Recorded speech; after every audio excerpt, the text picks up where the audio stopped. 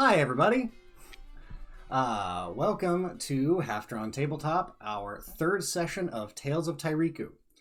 Thank you to anybody who's hopped on and is going to be hanging out with us during this little adventure as we are going through and exploring this fun little homebrew world of mine. So, I guess, anybody have any announcements they would like to make? Yep. Utter silence. Cool. So, scheduling. As so far, most of you obviously would know that there's a major holiday coming up next week that falls on Thursday, Thanksgiving, etc. Even with COVID being a thing, I know many families and many households are taking time to themselves, and so we will not be streaming next week. Not necessarily in respect to a holiday about a terrible human being or human beings coming in and obliterating the native people, but just to respect, people's times with their family and their households, etc. So we will be back, I believe, the following weekend. Beyond that, pending everybody's health and everything, we'll just be continuing on as per normal, and then obviously make adjustments as the other holidays roll in. So with respect to those, our schedule should be fairly consistent, but it might be a little spotty due to, celebrating and having time off and, needing a break from the world. You like that? Right? Yeah, no, I'm gonna start... man, I gotta chill out. What was it? Somebody talking about Rudy Giuliani's recent press conference where his, fake hairline was melting and pouring down the side of his face, and they're like, did he just deliver the Sweatisburg Address? Oh, no. To hell with that guy. Hopefully sooner than later. Yes. Anyways, yeah. To anybody who's watching, if you're not aware, we're a fairly progressive group of people, and I would take the opportunity to eat these sons of bitches with a knife and fork as soon as possible. Jeff Bezos, you're on my list.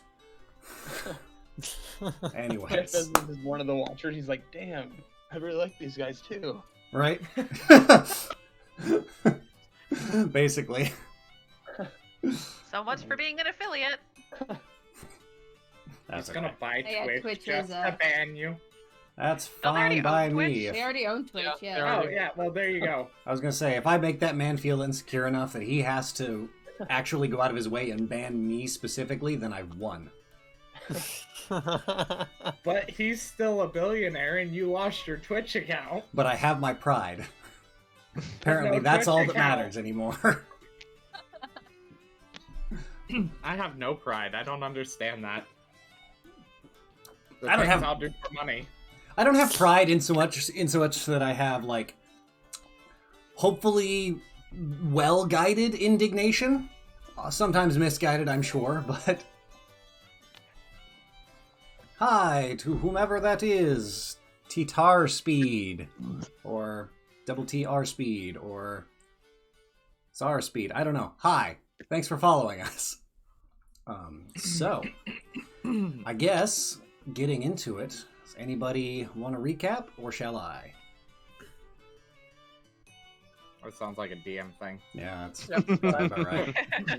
Except almost every other DM I've encountered has asked one of us to recap. Alright, moving on. I'm not bitter. So, I You know believe how my you. memory is. yes, Is that I a do. thing? People do that? I have. As I like to introduce Right. on a lot of my previous games, because of my good buddy Scott, High Speed,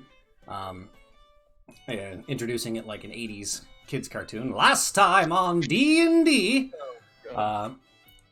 our party of newly affiliated adventurers had met in the portside city, or the dockside city of Port Kaze, in being tasked by the remnants of the first emperor, his sort of kind of returned spirit. He tasked you guys with taking the 7-branch spear, which was once his weapon that slayed the mighty Orochi, and seeking out the 8 pieces of Orochi in the 8 different provinces, and finally laying the spirit of Orochi to rest by destroying those pieces using the 7-branch spear. The act of which is supposed to restore the spear and help complete the seal, and permanently prevent Orochi from ever rising again.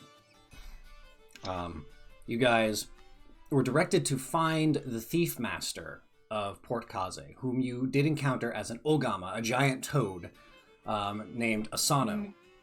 He offered to help you in your quest and direct you towards information pertaining to the locations where these artifacts, such as they are, lay to rest. And in order to attain that information, you were given tasks. A trade. Tit for tat. You do some jobs for him, he'll give you the information. The first of which was to figure out what was happening around the Crying Well. As my people flex on each other with their ever-elongating tentacle peoples. Anyways. Yes, I do watch the chat. It is a thing. Yep, there we go. See? Flexes. Unique chat is good for Twitch algorithms. It is. Good. More chat interaction, please. Just don't spam the chat with weird things. Relatively speaking. Anyways, in finding... Thanks, wife. In doing your investigating, you found that the well was haunted by a Kuchisake Ona, or a slit-mouthed woman. A vengeful and angry spirit of a woman, mouth ripped asunder, exposing jagged teeth, with a pair of wretched, rusty, but very sharp scissors. Shears. A battle ensued around this well, in which the party fought with this entity, battled the undead corpses which were belched forth from the depths of the well, seeming to possibly be her previous victims, brought to life and animated by some dark magic. And, tried to avoid and deal with all of the gross shit that was happening. You were able to beat her, although one of you nearly fell, or rather did fall, but were brought back promptly. And then were able to, finally lay the spirit to rest. The architect learned a little bit about her, but unfortunately not enough to really identify who she was, simply that her life was very sad and she was very full of anger when she passed. In returning to the bathhouse that Asano the Thief Master resides in, you informed him of your success and decided to take the rest of the evening for rest before possibly pursuing your next task, which was the investigation at the beach. To figure out why the smuggling route was being disrupted, and by what. So, as we find ourselves, after a very interesting series of events happening in the late night inn, including a very drunk 13-year-old who ended up throwing up on several of the other party members, and a couple of, we'll say, exhausted party members, and some very sad ones. Various moods finding their way to bed.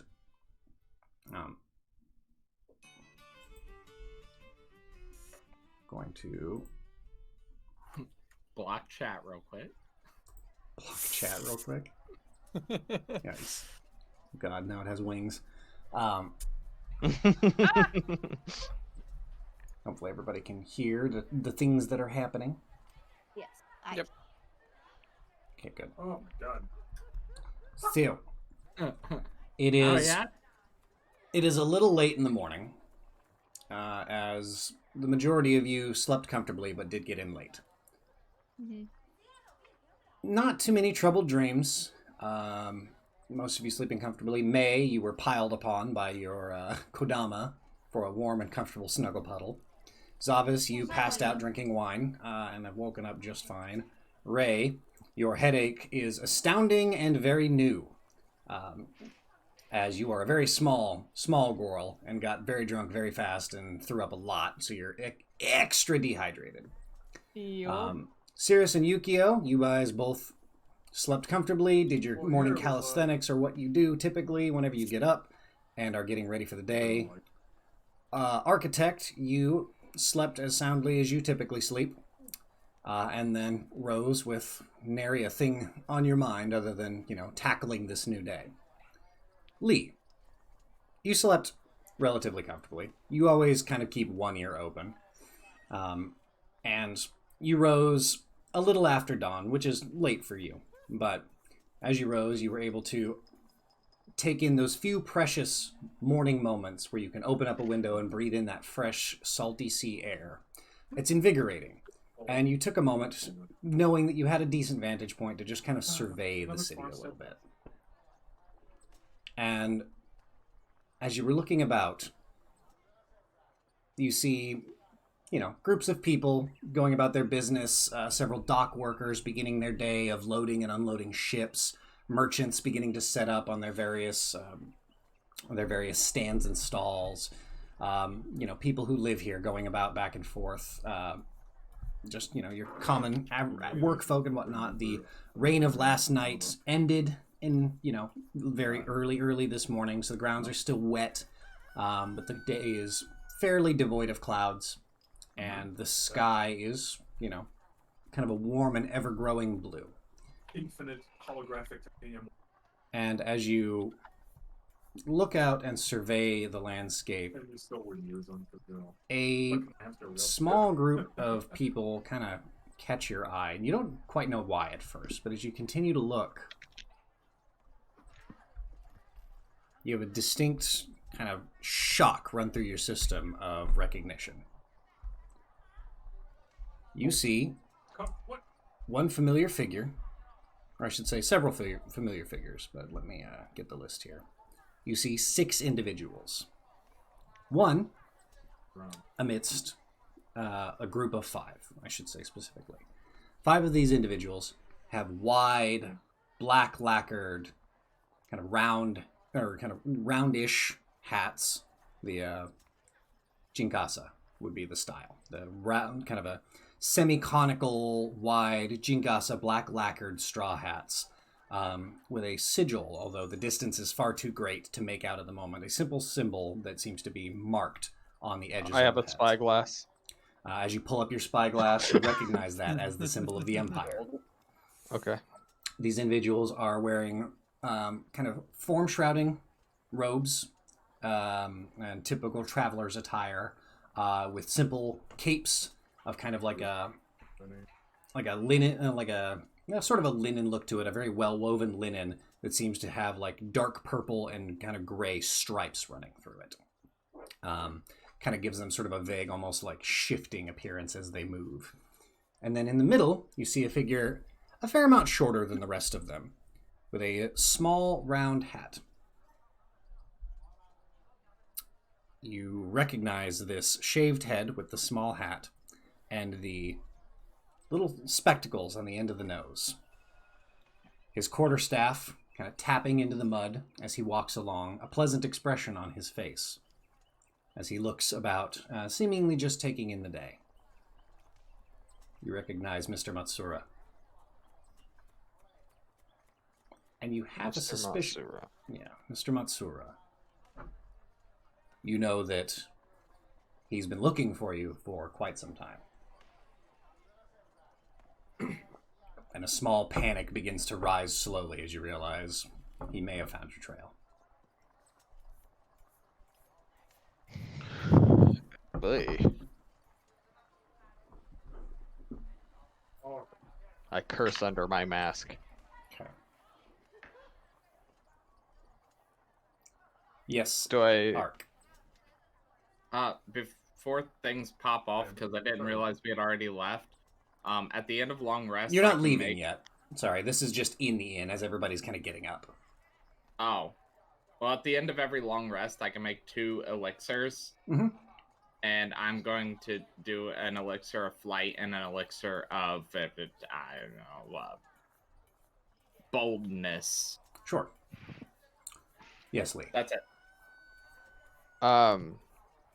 Do I see where they go? They seem to have just entered kind of the northern area of town.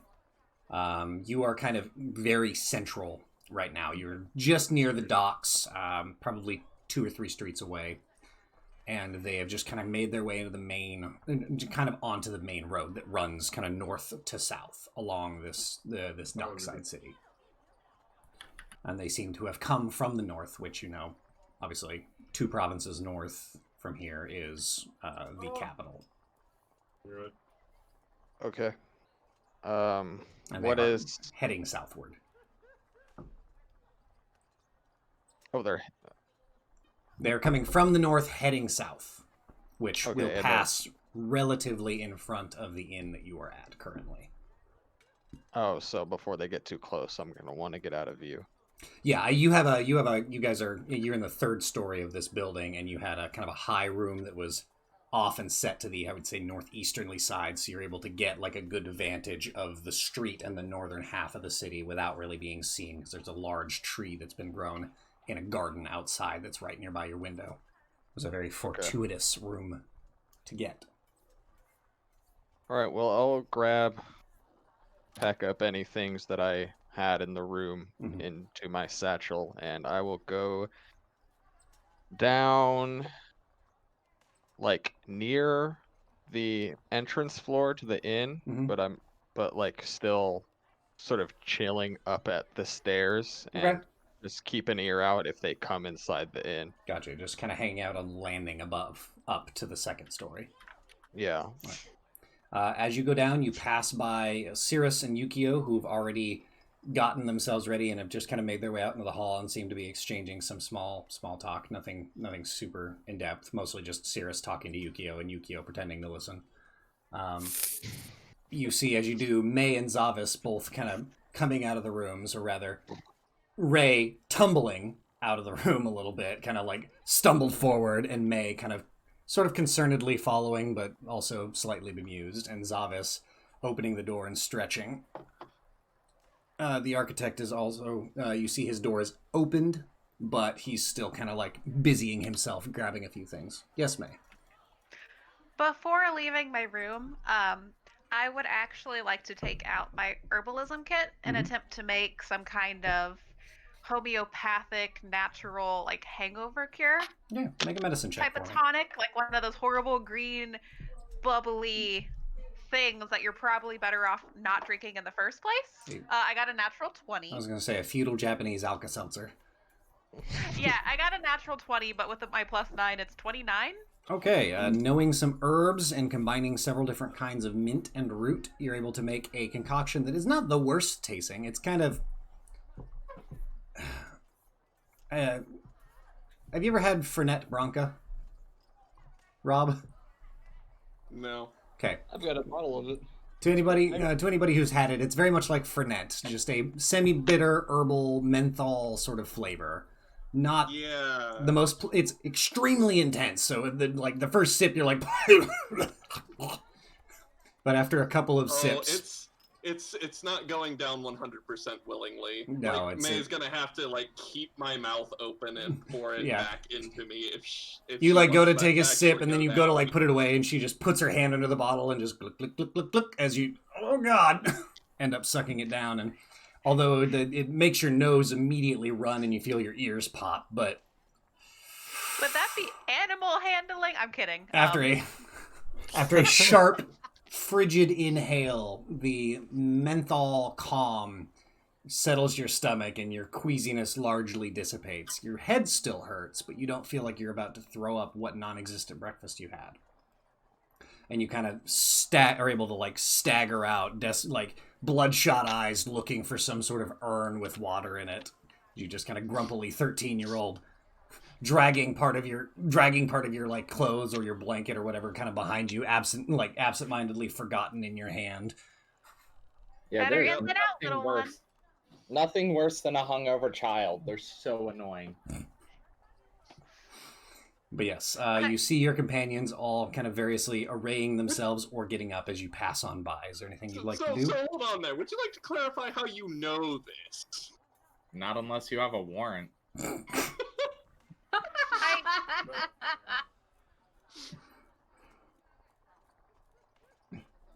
Lee, is there anything you would like to do? Oh yeah, so when I see the group, I'll address them and be like, Well, listen, guys. There's some officials from the capital I just saw roll up into town, and for personal reasons, I'd like to avoid them. They were just So you heading in are an this assassin. direction. What? You are an assassin, just not for me. What gives you I that see some of impression? your- They don't just hunt anybody, and you obviously can. I saw you fight last night. I'm a mercenary. Ray, Uh, they very clearly have a convoluted backstory. You just need to respect. We can dodge the feds for you, or whatever they may be, the mercenaries. Do I know exactly what the group is, like, or... You would guess that you probably know each of these individuals in this group personally. Although, because of their clothing and attire, you couldn't obviously suss out exactly who they were, but you have a strong suspicion. You would guess that they are 5 of Mr. Matsura's closest confidants and primary operatives. Primary operatives, okay. You're too heavy. You would guess that it's Hakushin, Tetsuya, Inaba, Nagatani, and Takenaka. And they're what, bounty hunters? Or they're the Akatsuki. They are an imperial policing force, essentially. To describe to you, not the rest of the party, not that the rest of the party would know this, but Mr. Matsura is a magistrate for the imperial government and their top investigator. And their top what? Investigator. Oh, okay. Essentially, he's an imperial detective, and he has lackeys. Yeah. So yeah, they're definitely authorities. And yeah, I'd like to avoid them. They might be heading in this inn. I'm not sure. I was going to stay here to keep an ear out, but you guys are free to go down and have breakfast or whatever you want to do. You want us to bring up anything? Sure. Yeah. Nice meal would be good. I eat in my room anyway. What do you eat? I like fish. There's lots of it here. And in fact, you do smell the interesting combination of smells of like fresh rice, onions, fish, and eggs, which is interesting and kind of a lot at first on the senses, but mixed with a heavy array of spices and like a thick, like rich, more like breakfast type gravy, very dark. Seems to go well. Very salty meals, but tasty nonetheless.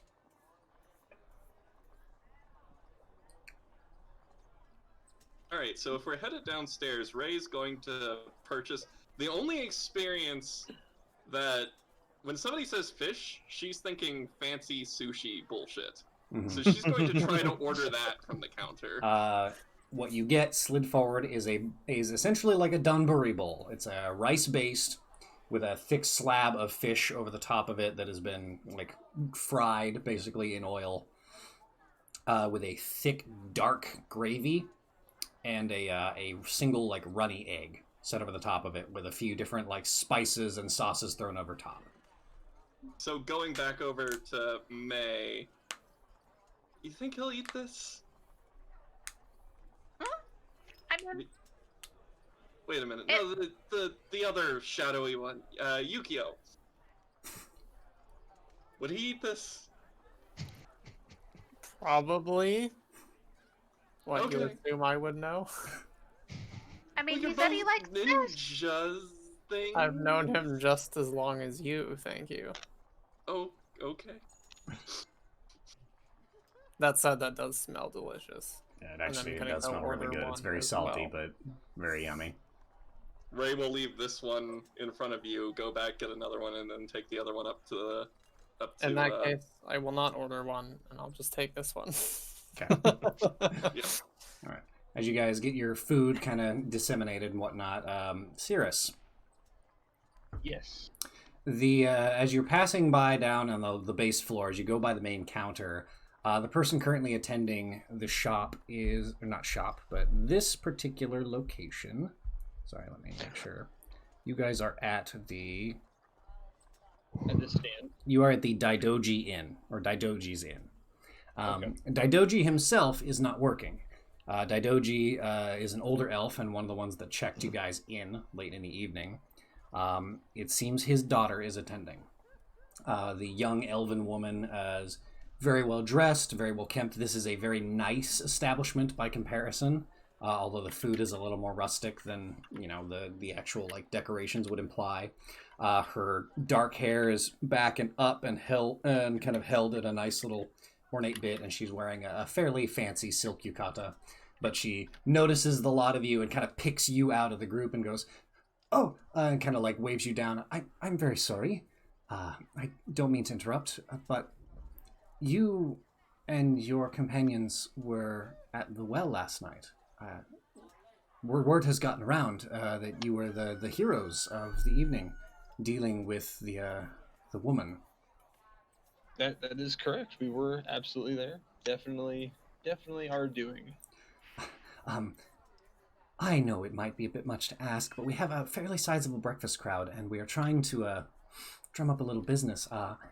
I'd be happy to comp you a couple of bottles of wine if you wouldn't mind regaling our guests with the story of your evening's exploits. Yeah, of course. Let me add them. Let me at him. May, did you have something you were going to say? Okay, you looked like you raised your hand. All right. Nope. As she excitedly kind of walks around, and you notice she steps down from a step stool, and she's very short. She's 5 foot dead stop, very small. And then she kind of walks around and makes her way through this open doorway. You hear kind of a not raucous, but a murmuring crowd of individuals in the main dining section. Lots of small round tables, a couple of longer benches, large bay windows that have been kind of thrown open to let out some of the heat and the morning musk. You see a small stage that's been set up, and you notice a couple of minstrels that are just tuning their vehicles. Jesus. They are the vehicles of music. Yeah, vehicle tuning. It's important. Gotta do that. Instruments? Yeah. As you guys...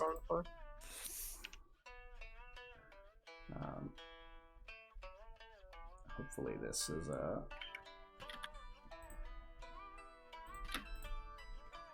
This is a cool piece of music. Yeah, thank you. You made it yourself? No. I'm not nearly that great. But you hear, the sounds of various people just enjoying themselves and having conversation. You see a couple of minstrels are currently working and making some, tuning instruments, playing a little tune here and there, kind of playing it back and forth off of one another. And as you make your way in, you notice a couple of tables were set aside for the lot of you. It seems this young woman has maybe had a plan of this for a little bit. Uh-huh. And so she kind of directly leads you up to the stage, you particularly serious, and kind of shoves you up onto it. Not rudely, but no, up here. And then she kind of turns to the crowd of people who are some paying attention, some not really, and she goes, yes, guests and friends, welcome. We have a bit of an exciting event this morning here. The heroes of last night's endeavor and encounter with the woman who's been haunting the well. They vanquished her, and they are here to tell the tale. They so graciously decided to stay at our inn, of all the places here in this town, and they were so kind to come and regale us with a story. So please listen up and enjoy. And she just kind of turns and steps and bows and just looks excitedly at you. God, she was laying it on thick, wasn't she? Oh my god. Yeah, that was a little much. I guess I step up and I approach the crowd. Yes, and Avis? Sorry. Oh, during this whole interaction, Dobbs is just like, I killed the fucking lady. He's just in the background with his arms crossed, scowling, like, why didn't they ask me? I'm the one who fucking killed her. They wouldn't have done it without me. Yes. He was just kind of like trying to stay in the crowd and not be involved in this, if he can avoid it. Just cursing in Draconic under my breath, like.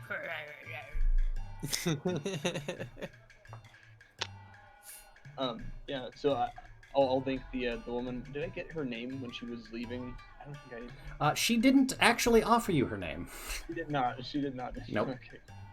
Well, thank you, mystery woman, for bringing me out into this stage. I will gladly tell this beguiling story. And Cirrus kind of steps up onto the stage and begins recounting, the dark night that we approached the well and how Architect made initial contact with the monster in the well. And I'll try to make it sound very. As you notice, Cirrus kind of drums up and actually is able to lay on the drama fairly thick. It seems like spinning tales is a little bit of one of their strong suits. Yes, and, sorry. No, sorry. Go for it. As he starts to tell his story about how we vanquished this monster, Ark is going to walk over to one of the tables, put a gold coin on it, pick up the person's drink, down it, and walk to the back of the inn. Okay. They're shy, everybody. Don't mind them. I'll wave at Architect as he walks off. Okay. He's not shy. That's a lie. I'm gonna, I guess, show my bite mark from the Kujisaka on. Yep. As you're able to kind of showing on your torso and part of your shoulder several tooth grooves that have been dressed and more or less healed by the magic, but they're still present. Yeah. And going from there, telling them about the risen soldiers that she had summoned and how we had to think quickly and divert our party's attention between multiple enemies as the fight grew more intense. And then I'd like to, near the end when Zavis takes the kill against it, I'd like to mention that I had seen Zavis and I could tell that he needed a win today, and I was gonna give it to him. So I graciously backed off and let him have this one. Oh, you so graciously backed off, I'll shout from the back of the inn. There's an eruption of laughter and clapping as people seem to be very much enjoying this story. I'm just gonna pull out my flaming sword at that and shout Ixen as it lights on fire and just... This is all part of a reenactment. Don't worry, friend. A few people have scattered and given room to kind of allow Zavis clearance, but people are still marveling at this. Yes, Ray? So, at hearing the word Ixen yelled, Ray has had some experience with this. So she'll come barreling back down the stairs after depositing the food for Lee. Jordan's character, and then just what did he do? The 13-year-old jumps through the doorway, kind of full panic, seeing a crowded room, and Zavis, flaming sword on display, preening and posturing. Yukio will just chuckle at all of this. Roll for persuasion. Do people take me more seriously? That'd be intimidation. Yes, Architect? Okay, that's fine. What are you doing? What are you using to make your sword light on fire? It's a magic sword. Okay, is the flame magical? Mm-hmm. Flame is technically magical.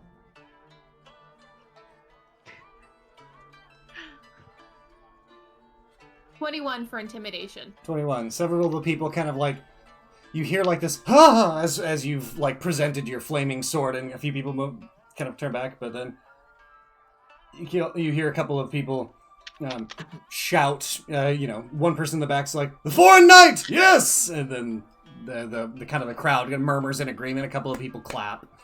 You guys get your accolades. I will look satisfied and set my sword back into the sheath and just.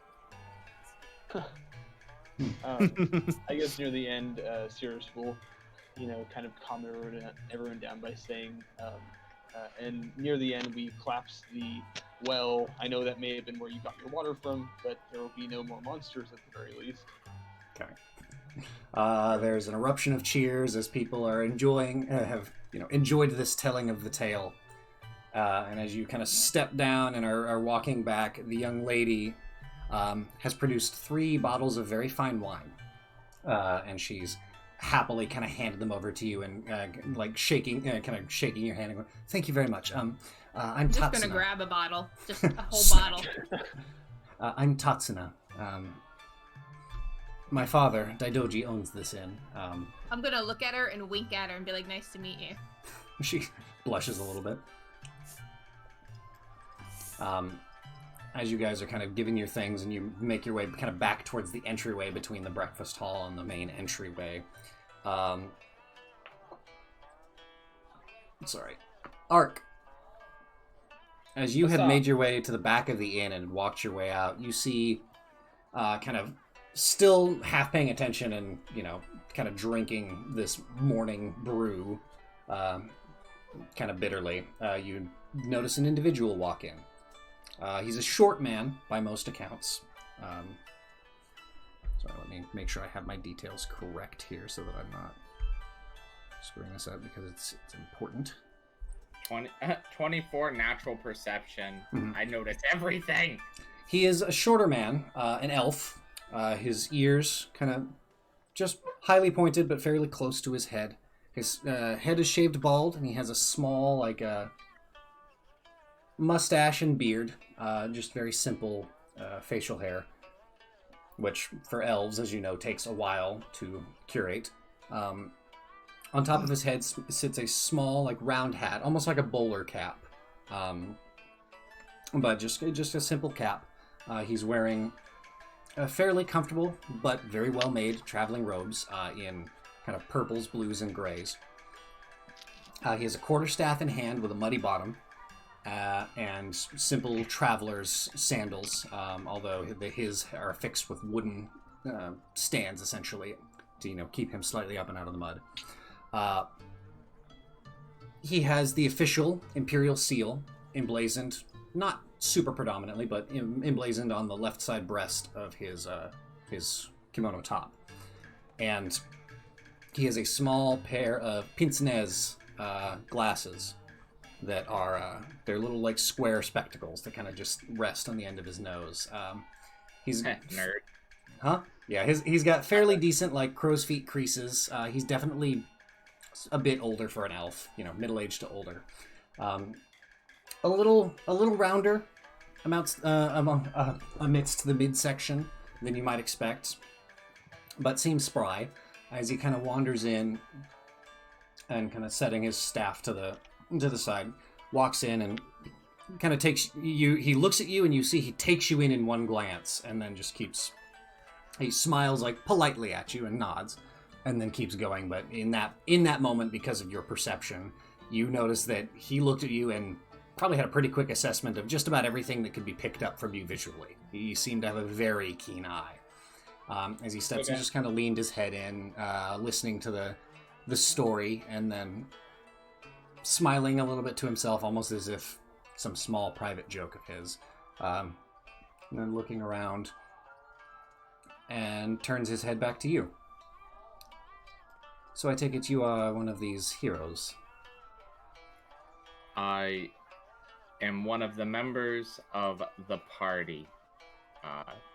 Labels can be established by others. Fair.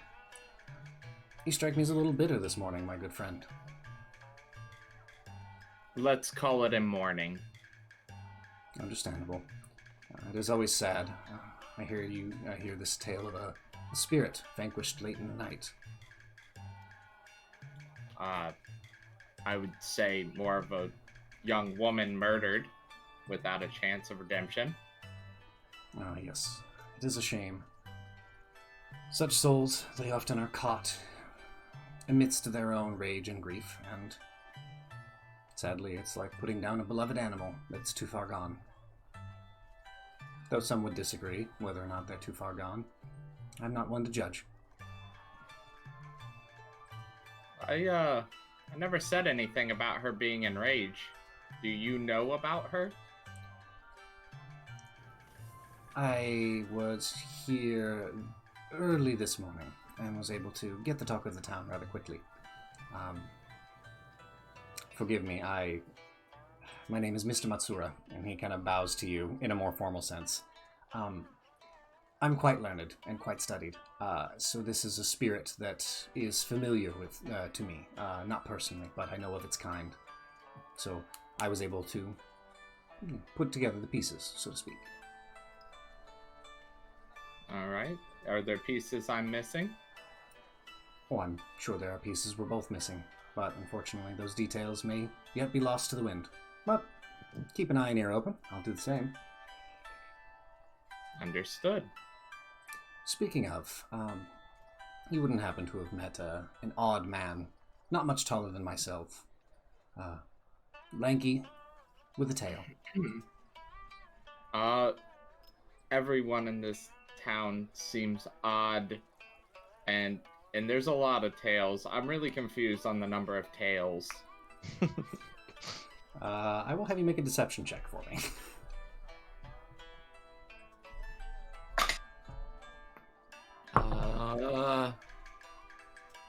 Oh shit. Okay. I scared myself. 17. Okay. He smiles at you, a kind of a genuine seeming smile. But something about this man really bugs you.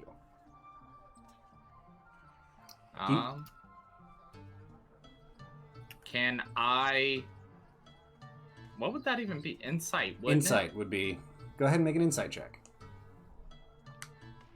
Okay, that's actually not a bad stat for me. Not a great roll, though. 15. 15? No, screw that. 20. That's 20 right there. Okay. Well. As you look at him and you realize his question, it wasn't exactly leading. It's not as if he knew something ahead of time, but it was definitely a fishing question, and he seems supremely pleased to have gotten the answer he was hoping for. And that really bugs you, because you really didn't give him an answer at all. You are used to being able to, because of how smart you are, you're used to being able to talk circles around people. That's just part and parcel to the tools of your trade. And he doesn't seem fooled by it for a minute. But he's not challenging you on it either. Just out of character, it is actively impossible to read my mind, for the record. Yeah. I have a ring of mind shield just in case he's doing some fancy brain stuff. Nope, there is no fancy brain stuff here. Just one smart cookie. Can a person tell when you use detect thoughts on them? Just surface level detect thoughts? Let me see. I think it's only if you dig deeper, but I don't know. Let me find out. Usually is detailed in the spell. When you cast a spell as your action on your turn, if the creature you choose has an intelligence in it, you initially learn surface thoughts. As an action, you can either shift your attention to another creature or probe deeper. If you probe deeper, the target must make a wisdom saving throw. If it succeeds, the spell ends. Either way, the target knows that you're probing into its mind, and unless you shift your attention to another creature's thoughts, the creature can use its action in turn to make an intelligence check contested by your intelligence check. So, you can detect surface level thoughts, but if you were to focus on him with that spell, he would become aware of it. Okay, I'm gonna use detect thoughts. Okay. Verbal, somatic, and material. So you would have to move your hands. I can cast it at will because of my helmet telepathy. That's true. That's true. All right. As you just kind of look at him, you go to detect thoughts, and you receive nothing. This dude's so big brain. There's a literal void where his thoughts should be. I don't like that. Architect is going to grin ear to ear and ask him if he'd like to have a drink with just me. He gives you a broad smile and says, "Perhaps later. I still have some business to attend to, but if you're here this evening, I will happily come back and meet you. I would love to have a drink and get to know you. Is he with the guys? With your passive perception, you look and you see just outside the door, you see one kind of wide-brimmed hat kind of hanging out at the doorway, and you can see maybe one other just outside the door. But did I see them with him the first time? Nope. You see basically two individuals with wide, kind of black lacquered hats, wearing robes in a similar coloration to this individual, Mr. Matsura. I'm gonna... Oh, wait. Can I do that? Nah, he'll notice. I want to ask him for his hat. Not, like, threaten him, just, can I have that? I like your hat. For clarification, is your helm visible? I think so. Okay. I don't see any reason why it wouldn't be. My ring of mind shielding is invisible, but my helmet? What does your headpiece look like, I would say? It's pretty ugly. It looks like a brain. Okay, so you just have like a skull cap on that's just like a bronze brain? Yes. Gotcha. Wretched. I love it. I generally have a hood, so you can kind of see it. But... Gotcha. He smiled. You're giving me some big Mojo Jojo energy. Yeah. He smiles at you and says, that surprises me. You have such a wonderful hat of your own. Oh, this thing? I picked it up. I put it on. He smiles and bows at you. I will have to politely decline, as I'm rather fond of my hat. It's one of the few that... Well, it's just one of a few.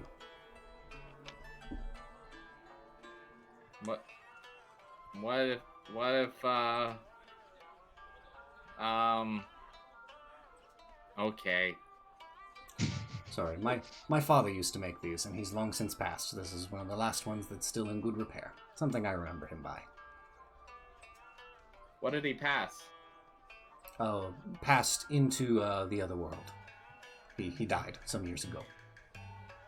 Oh. You should have said he died. He passed is misleading. Perhaps, but far more polite. To him? To listeners, mostly. Is someone listening to us? Call it an old habit. I like you. And I like you. And he kind of holds out a hand. Thank you, friend. As if to shake. I'm going to shake his hand, mm-hmm. but I'm going to do it with the wrong hand. I'm going to grab the back of his hand. Okay. And I do this intentionally with the hand that doesn't have the ring of mind shielding on it. Mm-hmm. He very adeptly turns and kind of catches yours in like the lady in waiting grip, as it kind of grabs and bows at you, and then turns and smiling takes one last glance back into the dining space, and then wanders over, grabs up his staff, and leaves. And you see 1, 2, 3, 4, 5 figures walking away from the door follow him as they make their way out. Oh, do I have that spell? And it's at about this time when the story is drawing to a close and everybody's kind of disseminating. Ray sprinting down the stairs. Ray, you were already like most of the way down, almost to the bottom landing, and then you hear the woof, and you're like making your way in. Damn. Right. And as the party makes their way out, you guys find the architect standing a little bit lost in thought. By the way, I was listening for Yeah, you the heard people this whole coming in. conversation, Lee. Oh, okay. Yeah. Cool.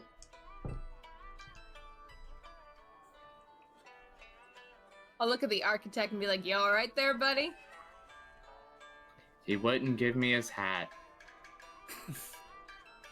Why didn't Do you make most him? people? Is there any bar people in the bar, the inn, with a hat within earshot of me?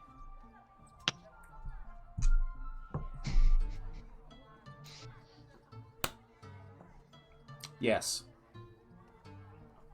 I want to take my paper out, roll it up in my hand like a roll, and yell to them, "Hey, I need your hat for official business," and hold the paper up in the air.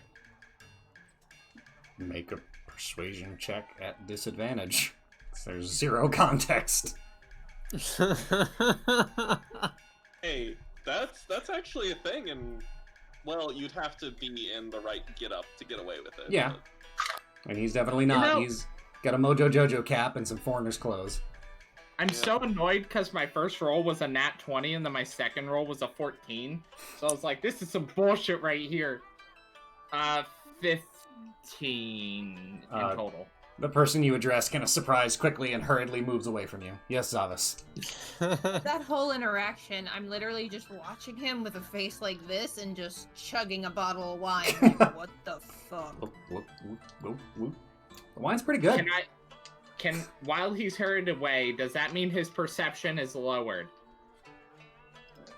Not of you, no. Can I use Mage Hand to attempt to take his hat while he's not paying attention? Not without everybody else seeing. I don't care about that. I just need him not to see. I meant everybody else in the inn. Yeah, that's fine again. I just need the guy that's hat's being taken not to see. He would notice. Unfortunately, this is not one of those circumstances where you can sleight of hand your way through it. What if I put buckets on everyone's head? You're working way too hard for this bit. Alright. So, the day is yours, my friends. What would you like to do? Might as well just go to the beach. Alright. Is there a hat shop on the way? What is it with you and hats? I'm the architect that's fixated on hats right now. There is... Nomura Textiles in the southern portion of the city, run by Mrs. Nomura herself. It is a clothier where you can find yukata, kimono, coats, traveling cloaks, all sorts of clothing, and hats are in fact a thing that you can find. Yes, Lee. Before we get too far ahead, after the magistrate leaves, could I go back into my room, cast minor illusion on my window to make it look like I did not approach the window? Okay. So like just the image of what you just would like a be shuttered looking for the window. Yeah. And just like look out to see which way they go. Make a perception check.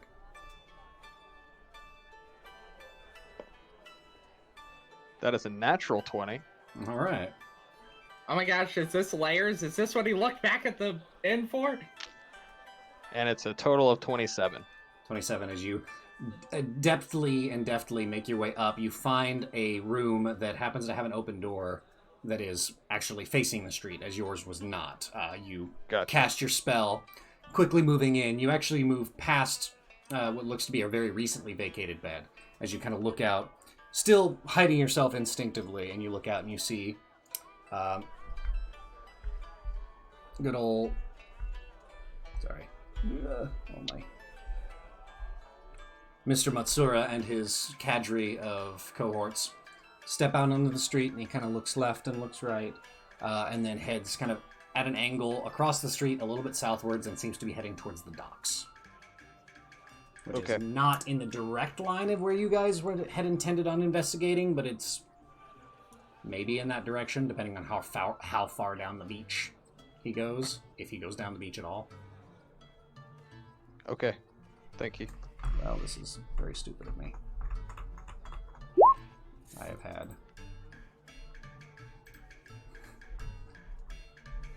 Well, for those of you watching, I've had the wrong map up for a while, because I'm genius. I wondered if that was the case. Yeah, I'm not real bright.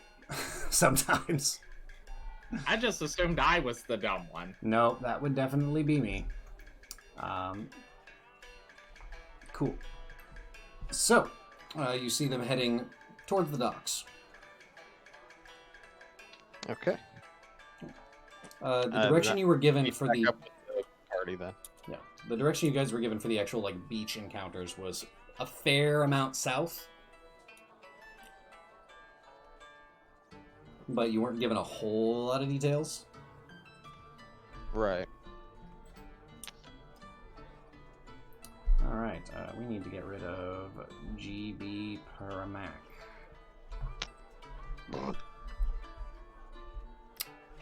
Sorry, I have a fake person in my chat.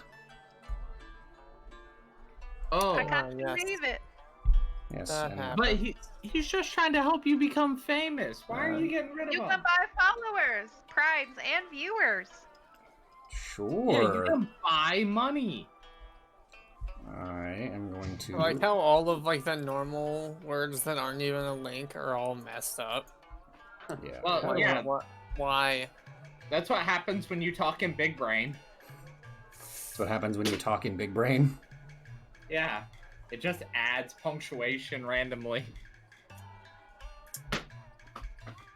Okay. And I need an apostrophe midway through this word. I'm going to turn you into a moderator, I believe, Mandy. Oh, I thought you meant that's- me. I was excited. All right, you are a moderator. Would you mind getting rid of the weirdo? Yeah, Thank you.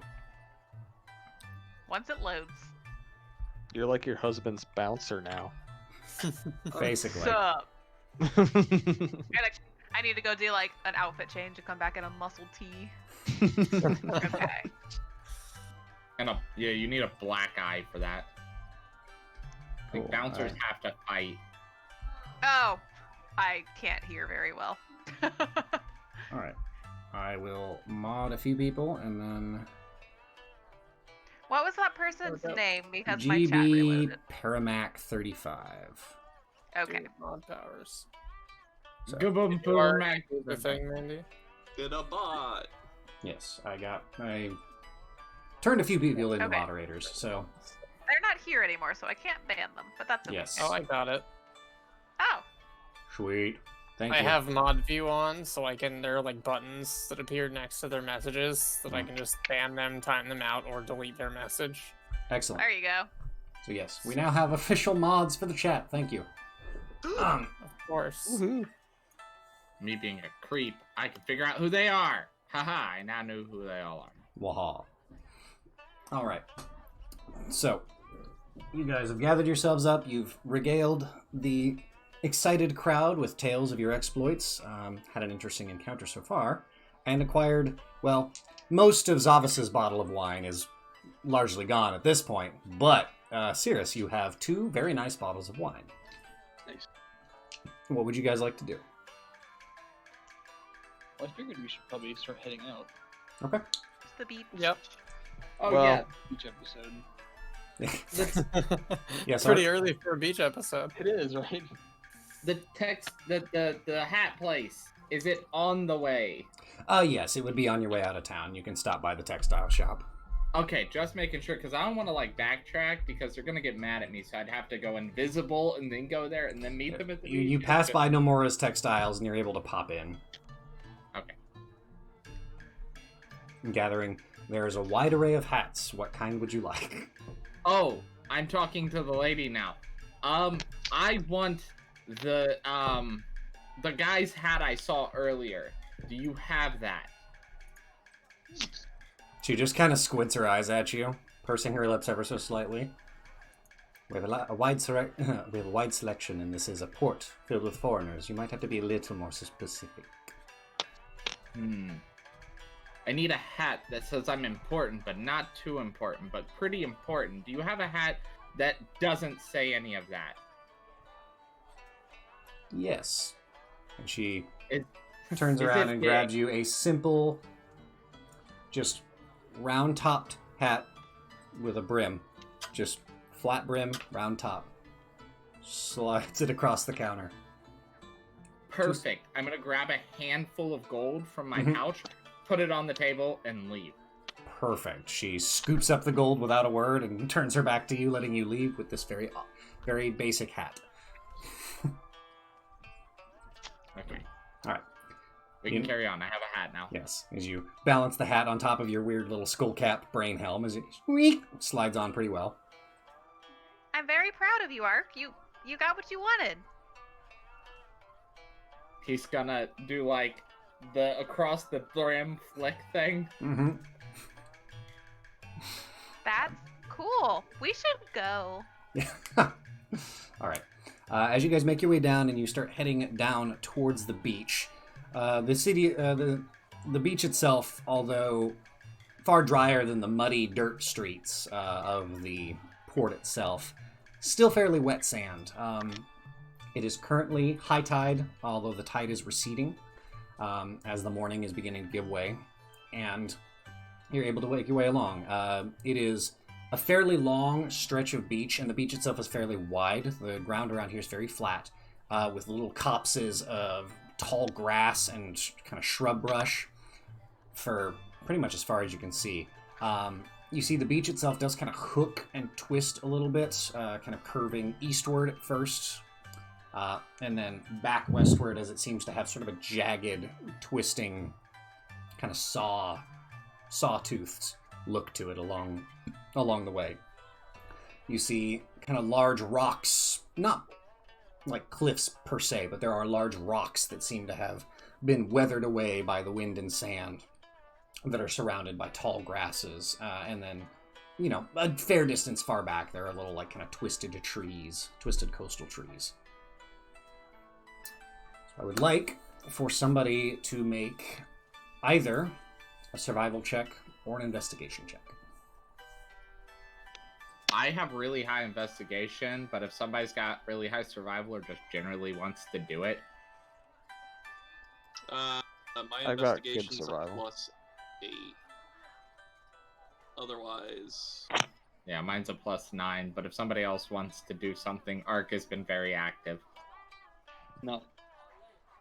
I think. yeah, go ahead, Jeff. Survival. No. I'm saying Art probably has something, or no one has higher than 9. I don't think. I would be shocked if someone did. Yeah. All right. Well, Ark, go ahead and make an investigation check for me.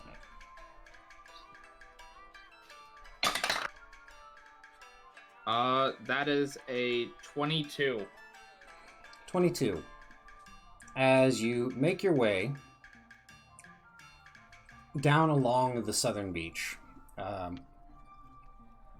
it seems simple, you know, nothing odd or untoward. Just a simple beach that's been, you know, you see a couple people walking, you know, collecting clams, fishing. Yes, Ark? I'm literally going to be voicing what you're saying. I'm narrating it out loud as you're saying it. Okay. You see a simple beach, nothing terribly exciting. A couple of locals digging for clams. You see a boat out off into the ocean itself, just past where the main waves would be breaking and causing a ruckus. Seem to be fishing. You spot a couple more vessels further out. This area seems fairly pleasant. You travel along for the better part of an hour, kind of moving along this beach, keeping a keen eye open, and eventually, as you get further and further, another hour or so passes, and the beach itself kind of curves around a bend, and you lose view of Port Kaze behind you. Looking forward, you see that the rocks, the large boulders, become slightly more numerous. Yes, Lee. Sorry, I was wondering how far away the beachside trees are from, like, the beach itself. Would it be feasible for me to follow the party in the treetops? Are they dense enough? They're not dense enough, unfortunately. There are like little copses of like 3 to 5 trees, and then just kind of like grass and rocks, and then another copse of trees. There's no like consistent canopy. Okay. Yes, Ray? Oh, sorry. No, my cat's Sorry, being. I saw the hand go up, so I was like, yes. What can I do for you? I was holding my cat down like this. Ah, gotcha. All right. As you continue to travel along, eventually you start to notice, and I will say, Architect, with your keen investigative eye, you spot kind of stuffed into some of the thrushes a broken piece of wood that doesn't seem like a piece of driftwood. As you go over and approach, you see that it is part of a busted container that's been kind of tossed into the grass itself. In looking around and investigating a little bit further, you find several pieces of broken wood and whatnot around. And you also find dried blood. Fairly long dried and nearly washed away with the previous rains that have been occurring, but your eyes are good enough to catch it. Alright.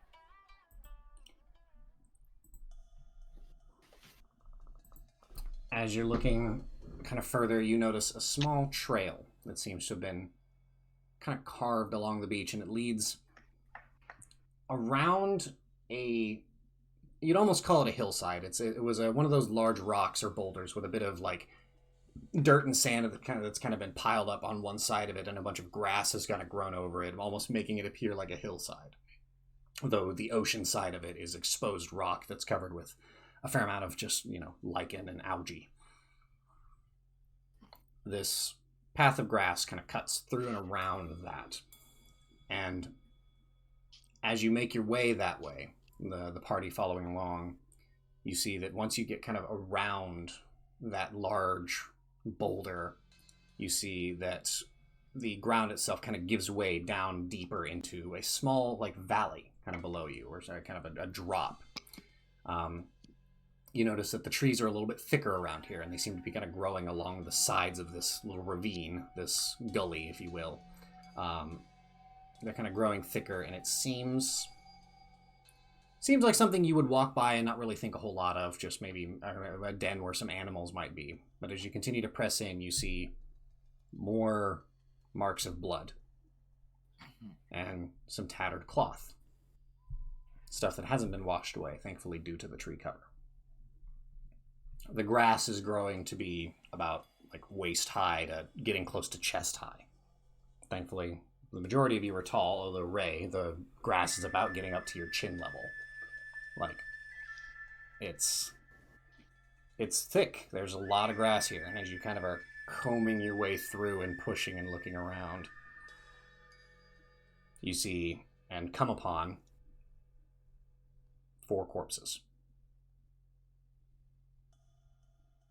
Do I come upon them, or does Ray come upon them? You guys come upon them. You are kind of leading the charge here as the keen investigative mind, but as you kind of push past, you enter a small little clearing that is well hidden within this little gully, and you see 4 bodies.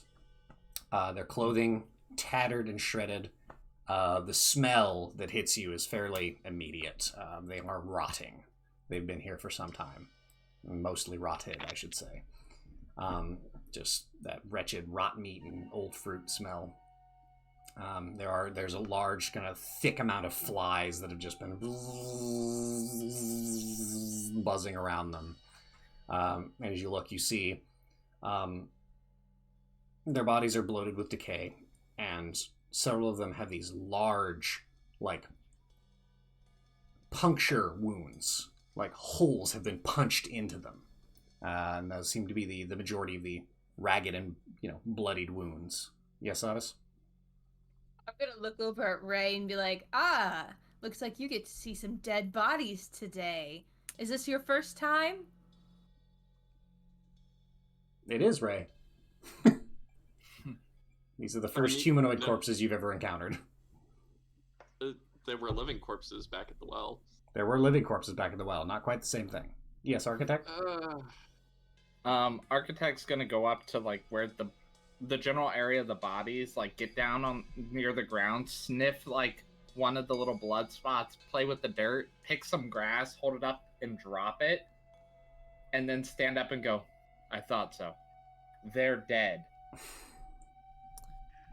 What a Thomas stunning audibly conclusion. I haven't quite figured you out yet, but I have determined that you're the opposite of a cleric, I think. But speaking of clerics, May, can you speak with the dead? Everyone can, they just can't talk back. I'm just gonna. Yeah, I mean, I can speak with the dead, but they only talk to me. No, not in the sense that you would hope. So you can't speak to these corpses here? Not to corpses, no. Yukio. Can I maybe recognize anything that might have left these puncture wounds that the corpses have?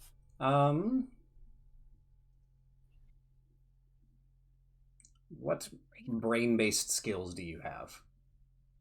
Brain-based, Arcana and Insight. I would say make an Arcana I check. guess Perception technically is brain-based. Okay. Well, you said people are- Arcana, right? Yes, Lee? I was just gonna say, while people are trying to figure out this scene, I'd like to just go up into a treetop and like take a bird's eye view. Okay. We'll get to that in a minute. Yukio, Yeah. what were you asking? It was Arcana, right? Yes, go ahead. 22. 22. You've seen a number of spirits that have been able to do this sort of thing. There are various demons and other, monsters that are capable of doing this. It seems these are done with either horns or some sort of like goring appendage. Doesn't seem like fangs per se. There isn't any like residual saliva or anything like that. Yes, Ray? The way I'm envisioning it is we come upon this, Ark's doing his thing, Yukio starts poking around the wounds and such. And I'm mostly just around looking this at them. Okay, so you're just looking at them. You're not poking at it. I'm not Alright. going up and digging into the corpses or anything. I'm just kind of scanning the scene to. Yeah. So Take it the in real smell, the smell is pretty strong. Mhm. If the only person who's gotten close so far is Ark, is Yep. that accurate? Yeah. And he seems Alright, relatively Ray is unfazed by going the to smell. Ray is going to go up and then start actually examining the bodies. Probably investigation check followed by a constitution check to see whether or not she can hold her shit together while she's doing it. I would say first make a constitution saving throw for me. Okay. That is straight up 10. Straight up 10. As you get close, having not really been familiar with this at all, and this smell is very new to you, and your senses are fairly heightened anyways, as you begin to approach with the intent of, contributing, the smell hits you and you're just immediately retching, and you have to stop and step and walk away. Unfortunately, you can't seem to get a hold of yourself long enough to really get close to the bodies. Well, Ray is going to go sulk behind Zavis then. All right. Yukio, as you were looking over these bodies, it seems they are puncture wounds, not specifically fangs. They don't seem to be arrayed like a bite of some great creature, and you also don't see any extra teeth marks that are usually associated with that sort of thing. Could be any number of creatures, really. A lot of, but it'd be something either with horns or some sort of piercing appendage. Okay. Or both. After you would guess more than one at the ferocity at which these bodies were laid to waste, and they seem to be kind of splayed all out. Okay. Not just dead in one pile. After everyone else kind of does what they want to do, I want to see about maybe finding some more things around here. Okay.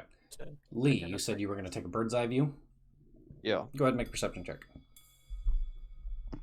And May, yes? I would just like to go from corpse to corpse, closing their eyes and saying a couple of words over them. Okay. Since we're not in a proper place to bury them at the moment. Yeah. You give them some rights, and try and give them what little dignity they would have left, kind of arranging them, respectfully, closing their eyes. You have small polished stones. You place a polished stone basically on the brow of each of them and say a small prayer. And the stone kind of glows faintly with like a soft gray light for just a moment and then is gone. What'd you get, Lee? I got a 26. 26. As you kind of sidle your way up into a tree and pop out looking around, you see that this gully seems to go a decent ways back, as you can kind of see by the lattice work of treetops that kind of make their way around or in this hillside. And you see it seems to lead around a large, like you can see kind of where the beach portion of this ends, and you can see that this tree line kind of goes back around that stony portion that would typically indicate the end of the beach. So it seems like there's a path that leads behind it. Okay. Sirius, what are you doing? Can I see if there's any like footprints or anything like that around the bodies? Make a survival check for me. Or an investigation, whichever you prefer. Oh.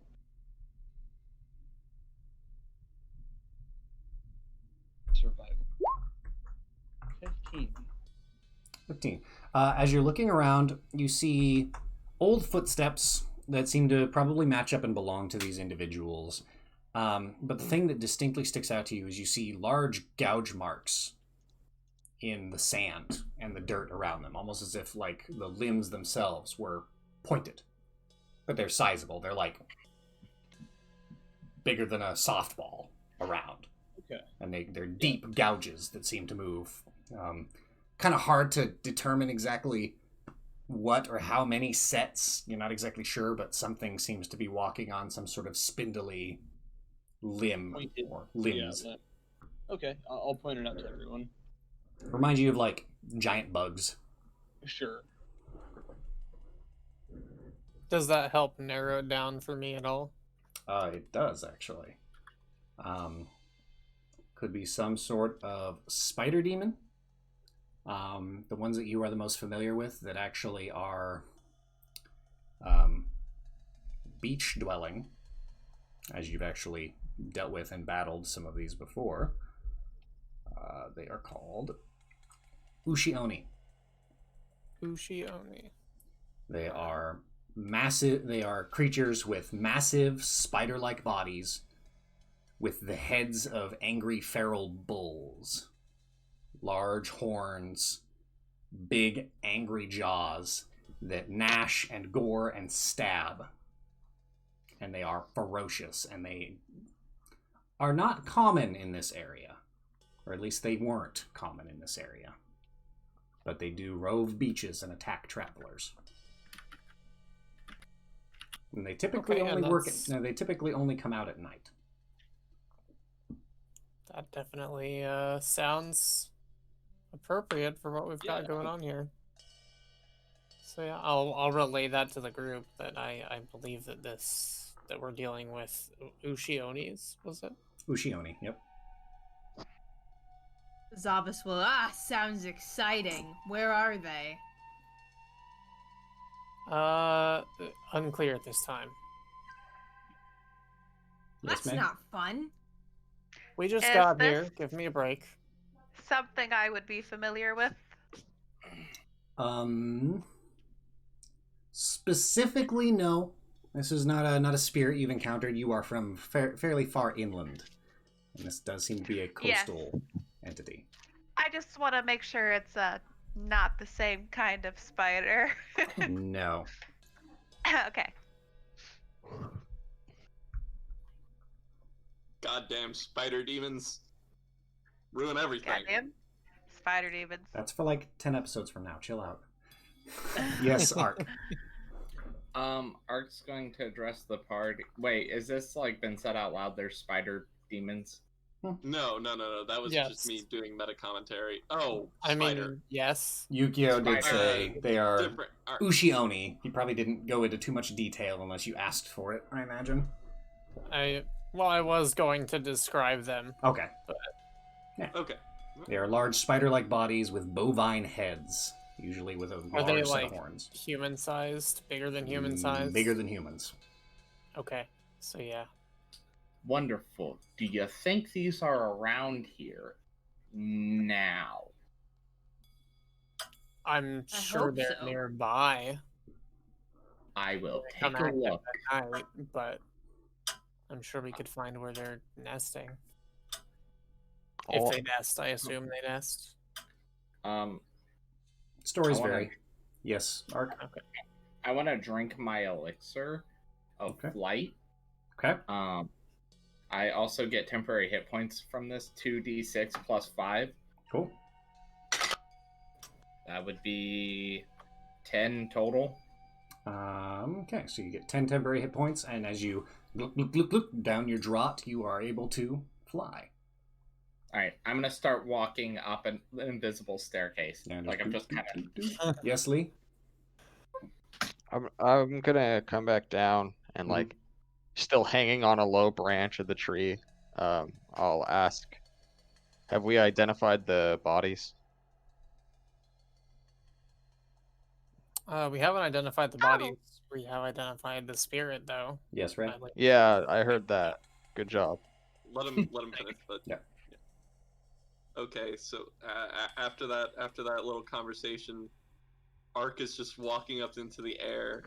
So Ray is going to like turn around from barely holding in vomit for the second time in a distressingly small amount of time. What?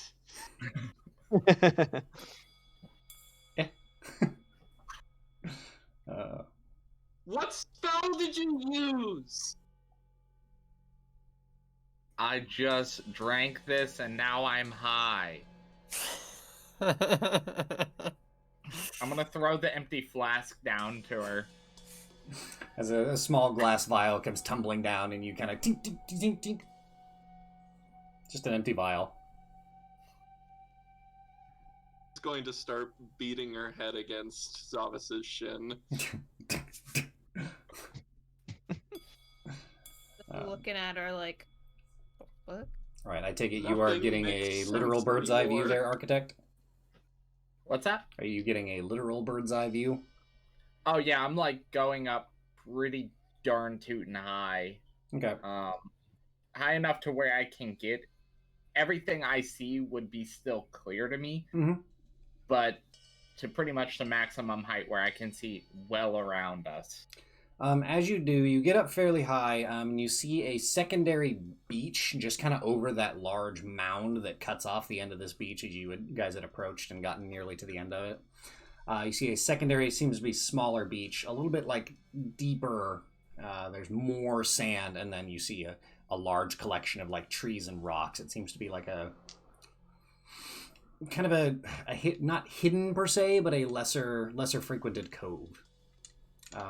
That's really the only thing of note that you see around here, other than just, trees and grass and beach. All right. I'm gonna yell down to them, guys. I see a beach, and another one. It looks like it's smaller. It might be a son of a beach. And then there's a cove. That's it. And some trees. So I think the important information. Son of a I think the important information he's giving us is that there's a cove back there. And both Lee and Cirrus, you kind of have surmised that this path beneath the treetops here probably leads around to that. But it is also the path which you see the tracks of these large Ushionis. I'll begin following it. Okay. Well, before we move on, I am actually interested in identifying the bodies. Okay. Oh, right, yes. Can we find anything on them that would indicate who they are? As you kind of turn the bodies over, as best you can tell, unfortunately they're rotten pretty thoroughly through, so they're trying to identify them is not easy. They seem to be wearing commoners' clothing, nothing really distinctive. You notice that they have a little bit of money on them. You collect probably 20 gold worth overall, kind of scattered amongst their pockets and pouches. None of their personal belongings seem to have been taken. They just seem to have been for lack of a better way to put it, murdered where they stood. And there are several like broken chunks of wood and destroyed crates in this little area. It seems like barrels and crates. Not a ton of them. I mean, there's only 4 guys. They probably weren't like smuggling, 30 crates worth of things, but there were a couple of small boxes that have just been torn apart.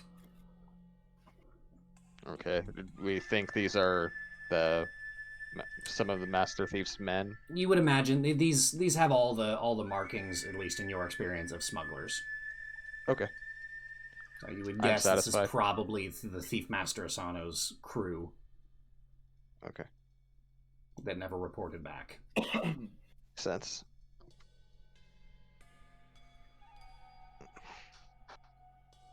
Right. As you guys kind of gather yourselves, Cirrus is leading the charge, kind of going through this gully, this winding path. The treetops overhead are not terribly thick, so plenty of sunlight kind of filters through, creating this interesting kind of light and dark dotted pathway as you move along. Are they thick enough for me to go between them now? Yeah, like travel in the treetops? Yep. I would like to do so. Quickly hop through. This gully itself is dry, but it seems like perhaps water does rush through here from time to time during like heavy rainfall or whatnot. The ground itself is equal parts like sand and dirt, as well as like large chunks of like rock and like tree roots, kind of making very interesting, very rough sort of terrain to walk through. But you make it through comfortably. It's not, you wouldn't want to try and run through there, but it's easy enough to navigate. It takes a little extra time as you travel through. May, you notice several of your Kodama kind of appearing, kind of standing on the roots and looking around, some of them like tapping on the sides of the trees as they seem to be interacting and greeting these trees. But most of you guys don't really notice this. Only those with very high passive perception can even kind of glance at it. But May, you're well aware of them. Yes, Architect.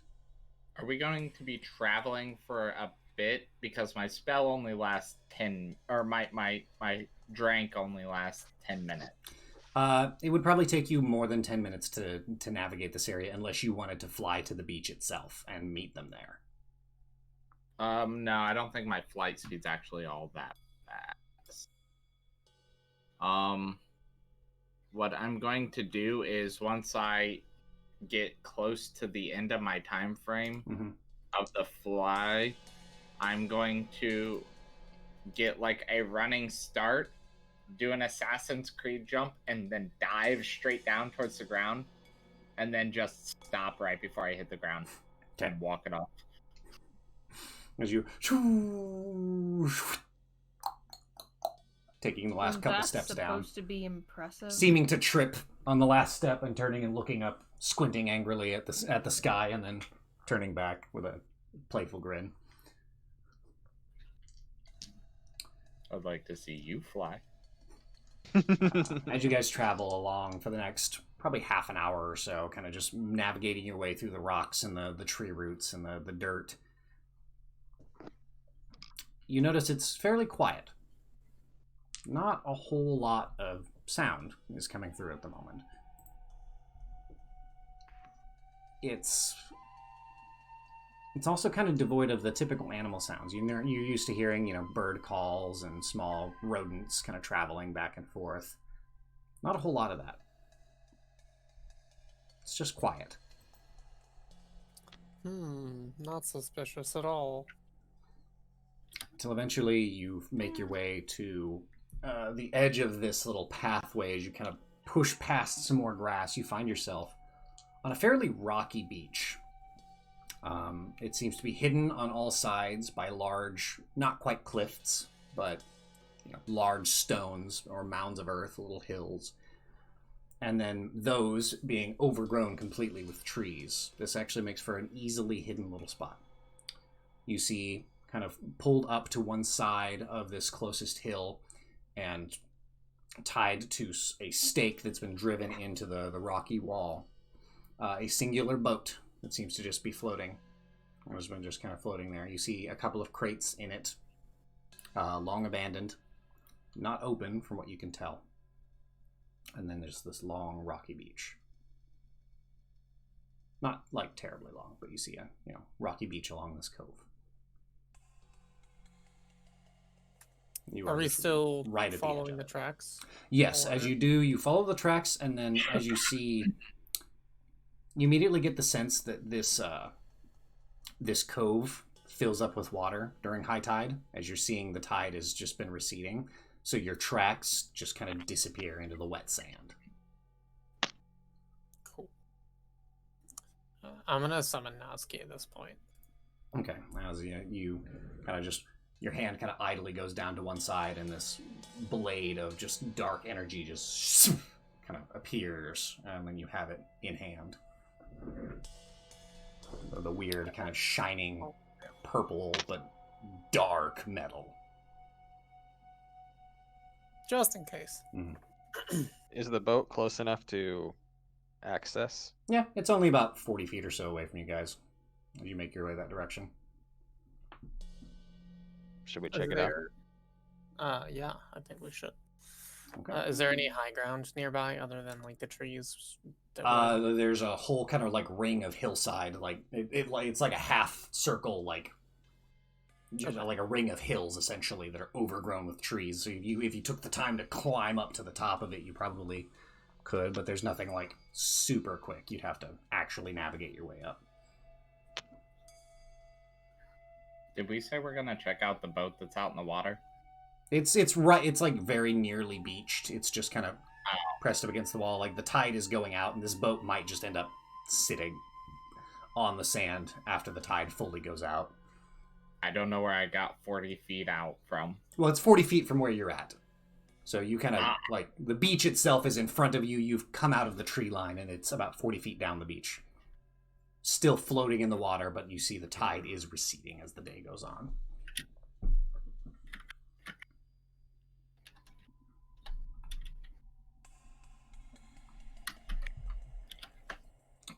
You guys wanting to check out the boat? I'd like to. Yeah. Okay. Sure. As you make your way towards the boat, you notice your footsteps almost seem to echo. This area has nearly an amphitheater effect, which is very odd considering how dense the foliage is up along these hills behind you. It's a little unsettling. But as you make your way in, you find the boat has been anchored to the wall, and kind of the rock wall there. And as you kind of pull the boat up to you guys, you see that it is a simple, maybe 10-foot long dinghy, essentially, with a few crates that are still stacked inside of it, and then a smaller, finer case that is there and locked. It has a distinctive, like a fairly complex lock, like set into it, and it's a much nicer piece of wood than the rest of the crates. And it's just kind of sitting on a bench there. Can I take that and fiddle with it? Try and pick the lock. Yeah, go ahead and make a lockpicking. Thieves' tools check, please. All right. I believe that's one of my expertises. Is there any way to see that on D&D Beyond? Like what your bonus with... It should just tell you in your skill. Yeah. I don't know. Actually, hold on. Should be in your class features. Yeah, features and traits. Features, okay.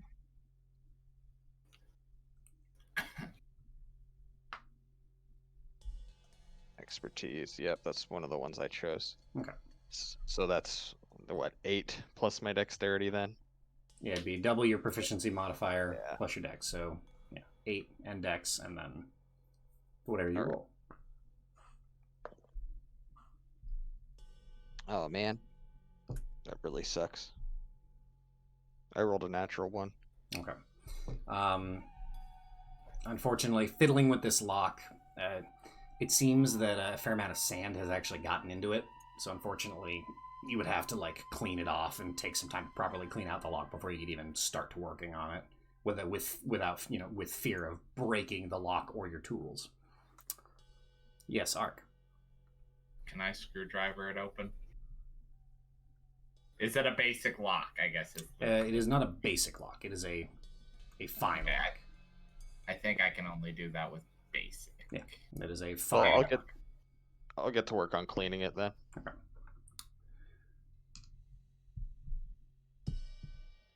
It's amidst this kind of echoey, like cleaning sound as Lee has been trying to get it open, and then begins taking like some water and kind of washing out the lock a little bit. You guys are kind of looking around. The sand shifts probably 10 feet from May.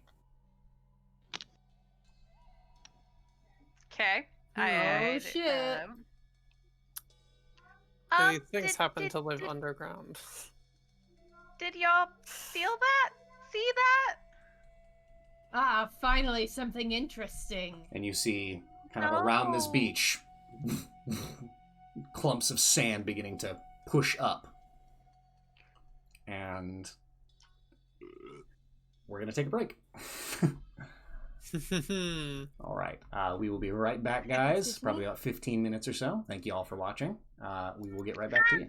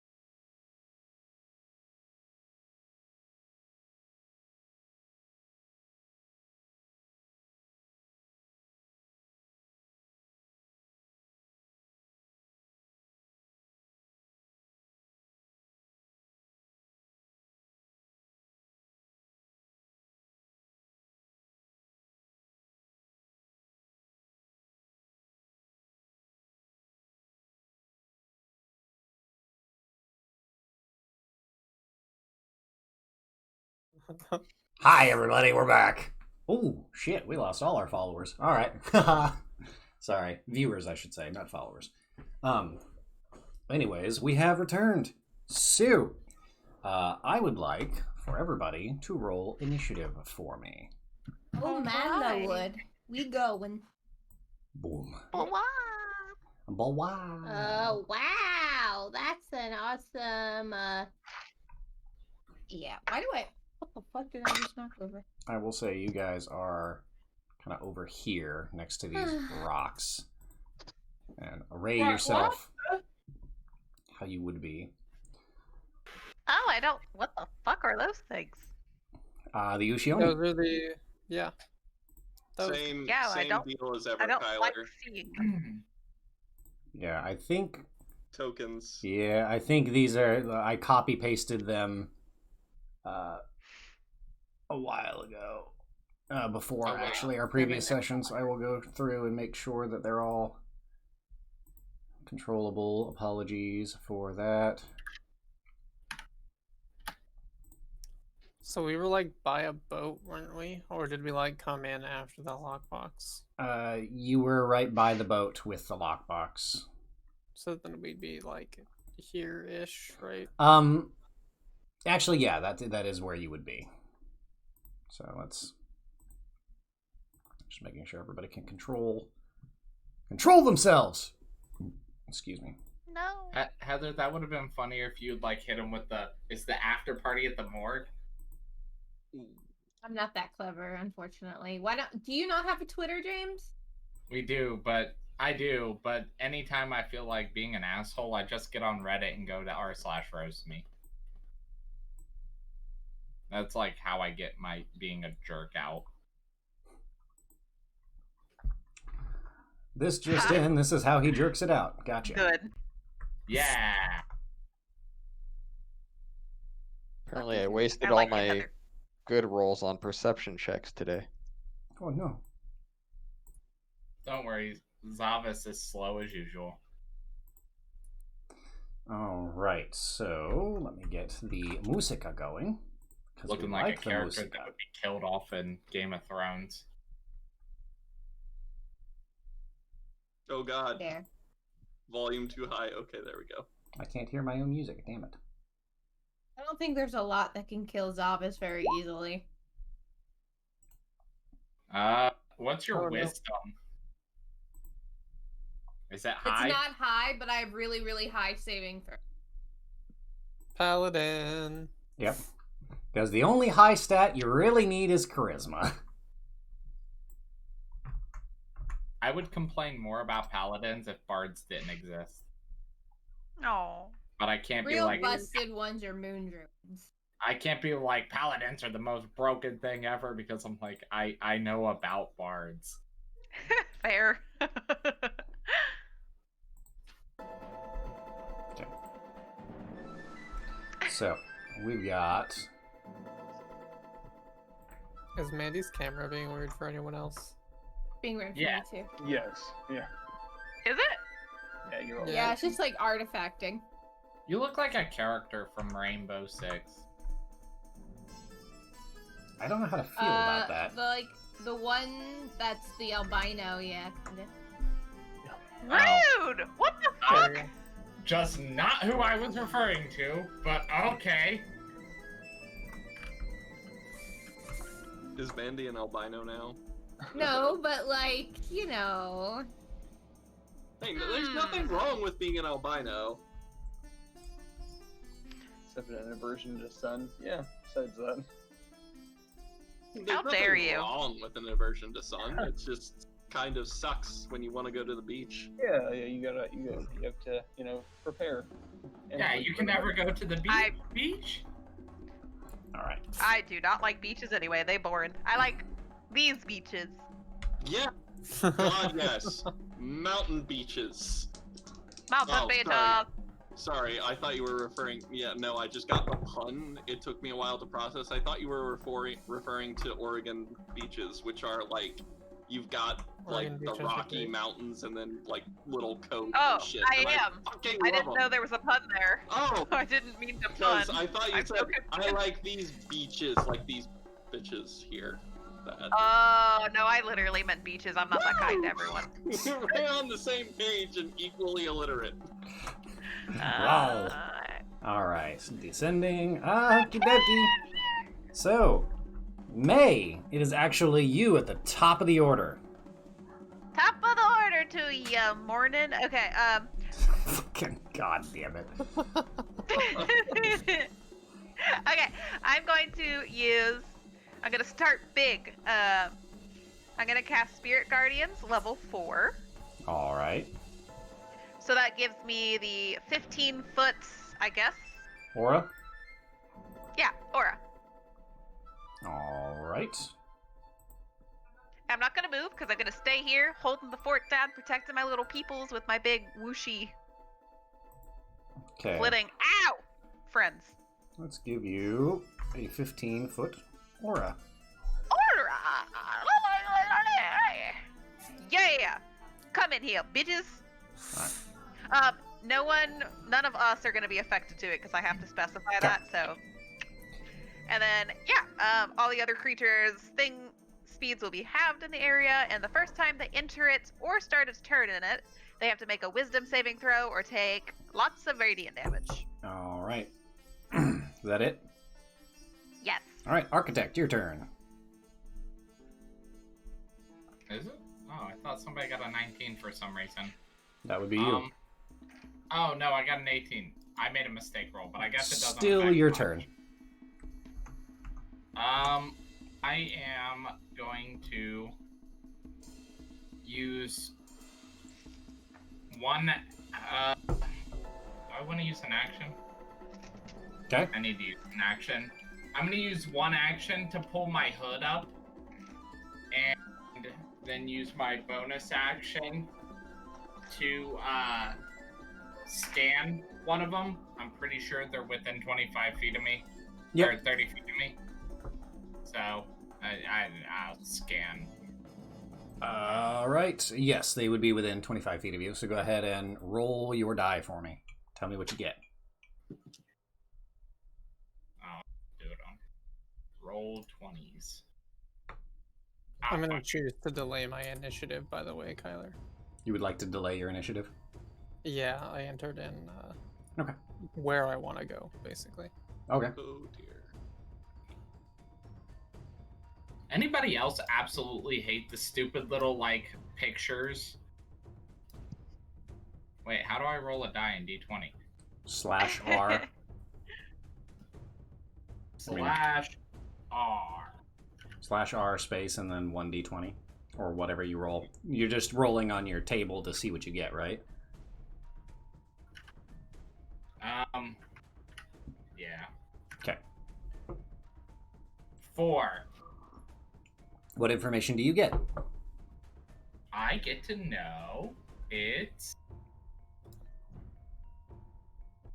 Sorry, roll 20 is hard to navigate sometimes. I get to know its armor class. 19. I make that known, like, these are beefy.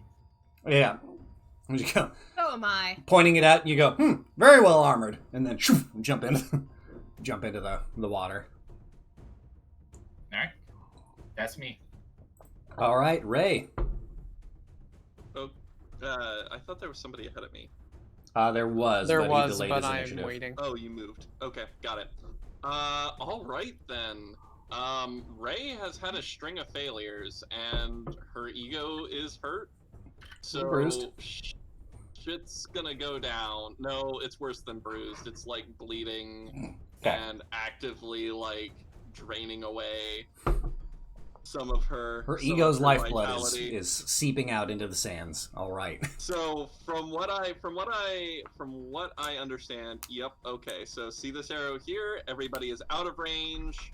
All of them are within 20 feet of this square. Yep. So I'm centering grab my spell at that square. Not that square, this one. Yeah. Okay. And that's going to be Gravity Sinkhole cast at 5th level. All of them are going to need to give me a... Nice.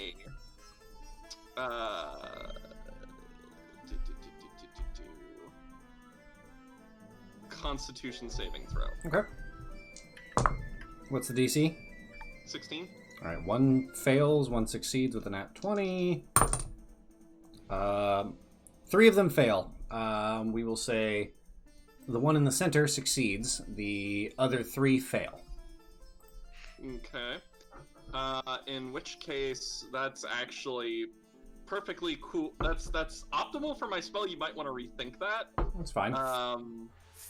All right, all of them get pulled in toward the center of the spell, and take 6d10 force damage as their bodies are crushed. All right.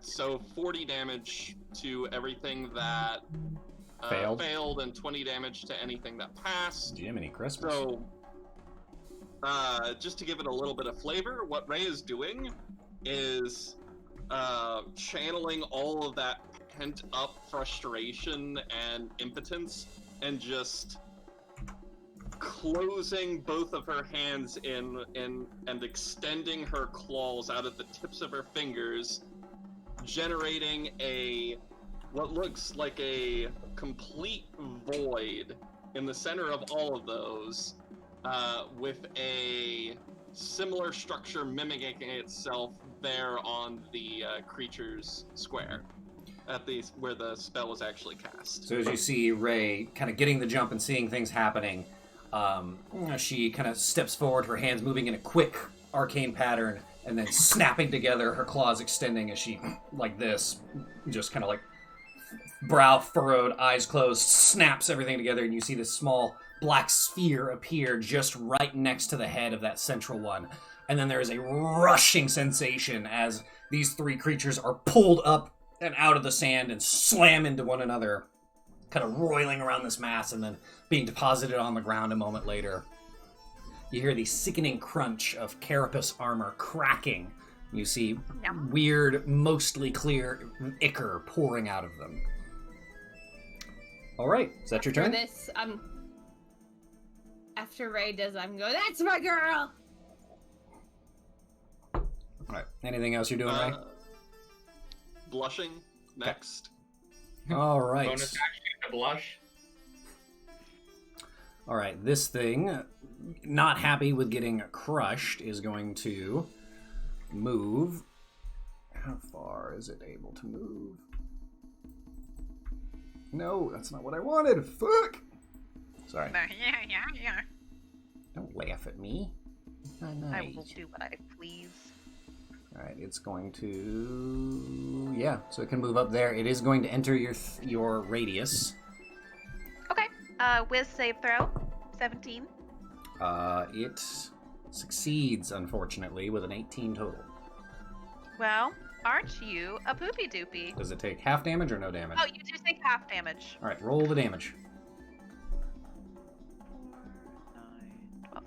12 total, so 6 damage. Radiant. 6 Assuming that I am considered a good creature, of course, but... Yes. You Alright. took good. Say good creature. Excellent. Alright, and then it is going to attack Zavis with 3 strikes. It's going to rushing forward and trying to gnash at you with its horrible, wretched maw. Rolls a natural 3, and no amount of bonuses can help it there. Gnashing forward and missing, and then rearing up and stabbing at you twice with its long, pincer-like forelimbs. Can I actually pop in the initiative here instead of, like after this guy instead of after... yes, Yep. Thank you. Things have played out differently than expected, and if I want to do this new thing without hurting other people, then yeah. Oh. Well, what did you think I was going to do? I didn't know what you were going to do. I just knew I didn't want to be in melee first. Gotcha. But things have changed. Gotcha. So does a 21 hit you, Zavis? No, No. beefy boy. No. 21 does not hit.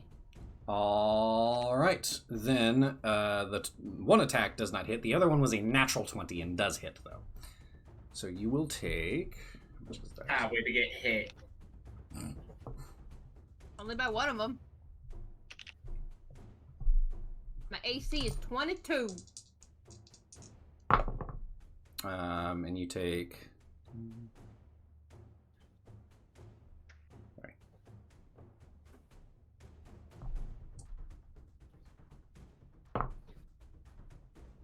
Going easy, a quick 75 damage. You can kill me. So you take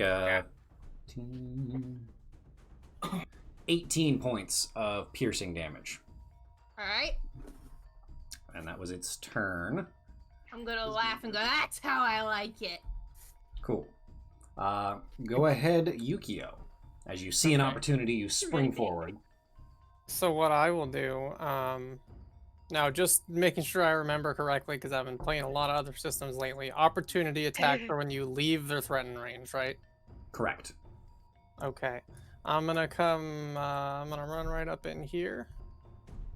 And then say Raime and teleport back here and Thunder Step. Nice. So that's 5d10 damage if they fail their saves. Nice.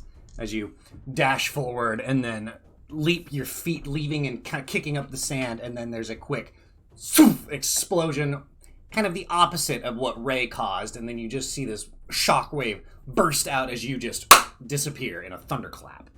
What is the save? It should say, there it is, 16. 16, alright. And it's con, I think? Yes. 16 All con right. save. One success, one failure. What is your spell save? Is all you got, and I see. 16. All right, so 2 successes and 2 failures. Cool. These 2 succeeded. These 2, and then these 2 in the back failed. What was your total damage? 28, fairly average. 28. Very nice. Very nice. Yes, and then let's see. I have a bonus action. Which ones succeeded? The 2 in the front. Okay, I'm gonna Hexblade's Curse this guy. Is he within range to do that? Oh shoot! No, you make a good point. I should have done that beforehand. Then this guy. The one that I can reach. Alrighty. You apply your Hexblade's Curse as the shadows begin to coalesce and form, they look like bits of armor, but they have chains wrapped around them, and they wrap around the joints specifically. Kind of following in the theme with your shadowy armor. Alright. Cirrus, it is now your turn. Perfect. Who is this? Is this Zavas? Yes, that is Zavas. Okay. I'm gonna pass by him, and as I do and approach this nearest monster, I'll say, "Don't worry, Zavas, I'll save you." As I go past him. Oh, I love it. Are you going to position yourself on flanking? Oh, that gets me so close to all of them. It does. It sure does. Would this be considered flanking at this No, angle? it'd have to be this one here. Right here? No. Technically, this creature takes up the 4 squares that its circle touches. I got you. Yeah. I got you. Yeah, then I'll put myself there. All right. That's fine. That'll be okay. All right. Well, I'm gonna make a attempted attack with the. All right. So you make 2 attacks using your attack action, both at advantage. Oh, you have nice. flanking. Okay. Here's the first one, and I don't know if I need to reroll for advantage on that one. Yes, it's always good to check for crits. Right, that's true. Okay, so your first one hits. And okay. Your second one is a critical hit. Okay, cool. So those would be my 2 staff strikes. All right, and you dash around, making your smart remark, kind of skidding around in the sand and then turning and bam, bam, hitting two of the legs, getting a sickening and resounding crack as you smash into them. How do you resolve critical damage? So you roll twice the number of dice. So if it'd be like 1d8, you roll 2d8, and any extra dice you double, and then you just add your normal flat bonus. So if you typically get like a +4 or a +6 or whatever, you just add that at the end of it. But whatever your dice roll, you roll 2 of that amount. Okay.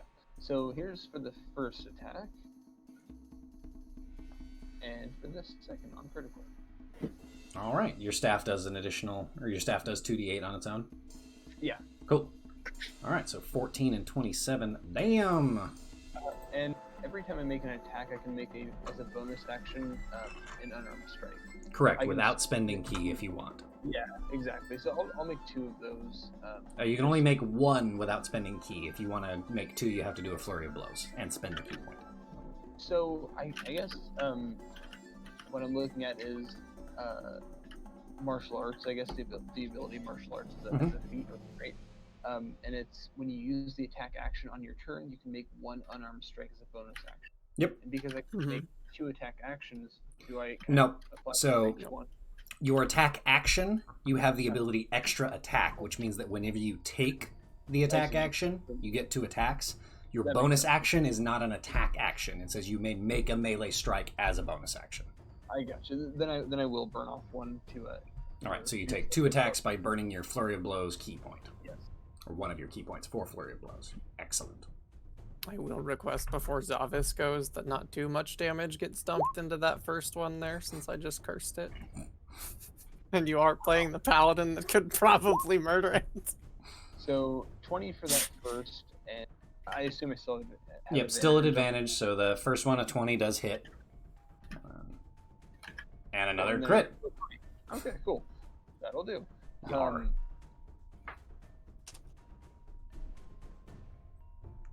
Damage for the first one. Alright, so 5 more.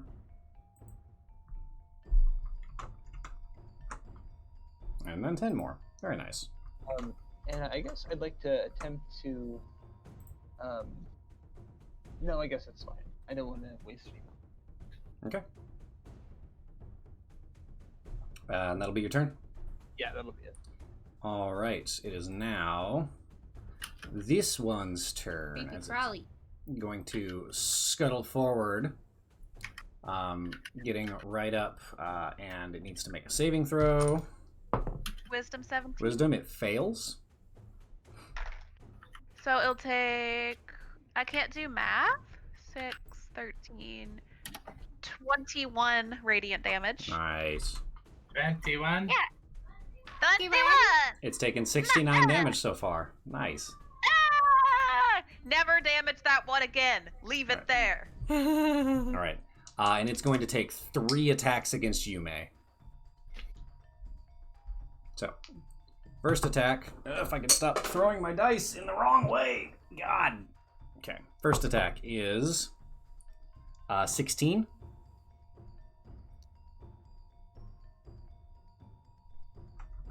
Does that hit you? Is it me? Yes. Am I stupid? Yes. I'm so sorry. I was just watching. I don't know why I thought it was Heather. It does not. 16 does not hit you. Okay. And then it takes 2 piercing attacks. Does a 21 hit? Yes. Right, I can't roll That for too. shit tonight, so. You got a 21. What are you talking about? Oh, did he throw it again? There were 3 attacks and only 1 has hit. Yeah. Well, you still got 1 left. You take 4 points of piercing damage. My leg. Okay. Alright. Zavis, I don't know if you heard Yukio a moment ago. Yeah, he said not to damage the one right in front of me too much. I will actually mark it so that we know. Yeah, just don't smite the crap out of that one in particular, if you don't mind. I would like to do that. All right. That's fine. We'll give him spooky. I might. No, what I'm gonna go ahead and do is that I'm actually gonna use my channel divinity, and I'm going to use my Conquering Presence. So every creature, because it's within 30 feet, so all of them have to make a Wisdom saving throw DC 16, or they become frightened. And then there's more to that when they become frightened, but we'll see if they make it, and I'll explain it. So now we gotta chase these bastards down on top of it? No. You'll see. This one succeeds. These 3 are frightened. We will mark them with Okay. yellow for the yellow bellies. And now, because I am a Oath of Conquest, I have an Aura of Conquest. So all frightened creatures, so those 3, they have their speed reduced to 0 and take 5 psychic damage when they start their turn in my aura. So everything within 10 feet. Gotcha. So So they these take- 2 guys. An additional 5 psychic damage, and they can't move, and they're frightened. Okay. As you stepping forward, your blade having come out and caught on fire, you just let forth a feral roar at them, a challenging shout. You guys see kind of wisps of red energy kind of pouring off of Zavas for a brief moment, and then the creatures seem to suddenly shake and panic and begin like bleating or bellowing as they begin to try, like they begin to just kind of like scamper about in the sand, unsure of what to do. Is that your action? Which is a good point, because lighting my sword on fire is a bonus action, so I'll say I did that all in one turn. If you would like to do that, yes. Yes, so that is all done in one turn, and that will be my action. All right. Because Channel Divinity is an action. Yep. Okay. And now it is Lee's turn. Okay. I'm gonna scooch by my pals up here, up to this square, to avoid any opportunity attacks. And I'm gonna move forward up to this square. Okay. And I'm gonna I'm gonna pull out one of my daggers and start attacking this guy. Alrighty. Because he has not acted in combat yet, right? Correct. Right, so my assassin feature gives my attacks advantage. Okay.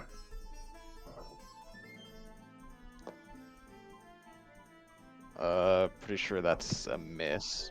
What's the total? Let me look at my Wait, attack we know. bonus. Does everybody Your know AC what is they- 19. Yeah. So I missed with the first one. Okay. Because it was a 16. I missed with the second one. Okay. Because it was an 18. Oh. And I guess I'll do flurry of blows. Alright. Alright, I finally get a hit with a 24. 24 does hit. And then another miss. Alright. So you hit once. Are you executing sneak attack? I can't do that with the flurry of blows. That's true. Sneak attack does not flurry. Or flurry does not sneak attack. Strike that, reverse it. Got it. Cool. Alright. What's your damage? Sorry, that's a rude thing to ask. How much damage did you do?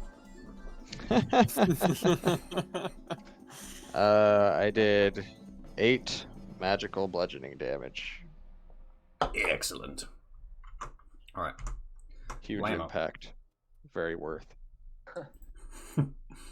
Alright. It is now this one's turn, and Cirrus. Yes. You're about to get whomped on. Swing. So the thing begins with a bite as its fanged mouth reaches out for you. Does a 22 hit you? It does. Okay. And then for its 2 piercing pincer attacks, pardon me, a 23 and an 18. The 23 hits, the 18 does not. All right, so you take.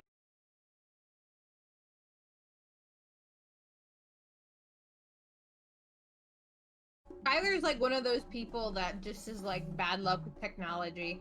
Yeah, I fortunately do have that. That's like from like a specific like series or something, isn't it? Where certain people have problems with technology. I can't remember. There we what go. We are alive. That's good. Again. I mean, I can think of a good omens. Good omens. Yeah, good omens. Pardon. Well, we're back. Probably with no viewers, but that's fine. We have No, it 6. says 6 for me. Oh, 6. Good. Well, I will refresh my chat and hopefully see everybody. Dresden Files. Magic The Dresden is Files. book series. It's Yep. Yeah. Magic is antithetical to technology. Gotcha. So what you're saying is I'm just magical. Yeah. Yeah, exactly. Clearly. Magic. Get your tongue out of my arsehole. Sorry. Little Snatch reference for you. British gangster comedy movie. Yeah. Guy Ritchie films. Thank you, Guy Ritchie. Every fucking day. Yep. God, I love it. Anyways, so, May, you did healing. Yes, and then with my regular action, I'm gonna use Toll the Dead. Okay. It's not the one right in front of me that's marked, correct? Yeah. Correct. Yeah.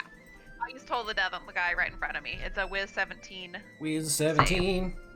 He got a 16, so he fails. Sweet. Because he is frightened, he does get his disadvantage on ability checks and attack rolls. Yep. It was a saving throw, but thank you for that. It's important to note Okay. anyways. No, you're right. Okay. 6. 11 necrotic damage. Nice. Oh, you ruined your 69. That's okay. I know. I It's had okay. to. And that'll be it. Alrighty. It is now the architect's turn.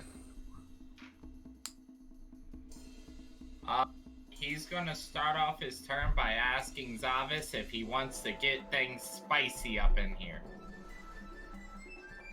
Yeah! Yeah! Spicy! I'm gonna cast Grease right here.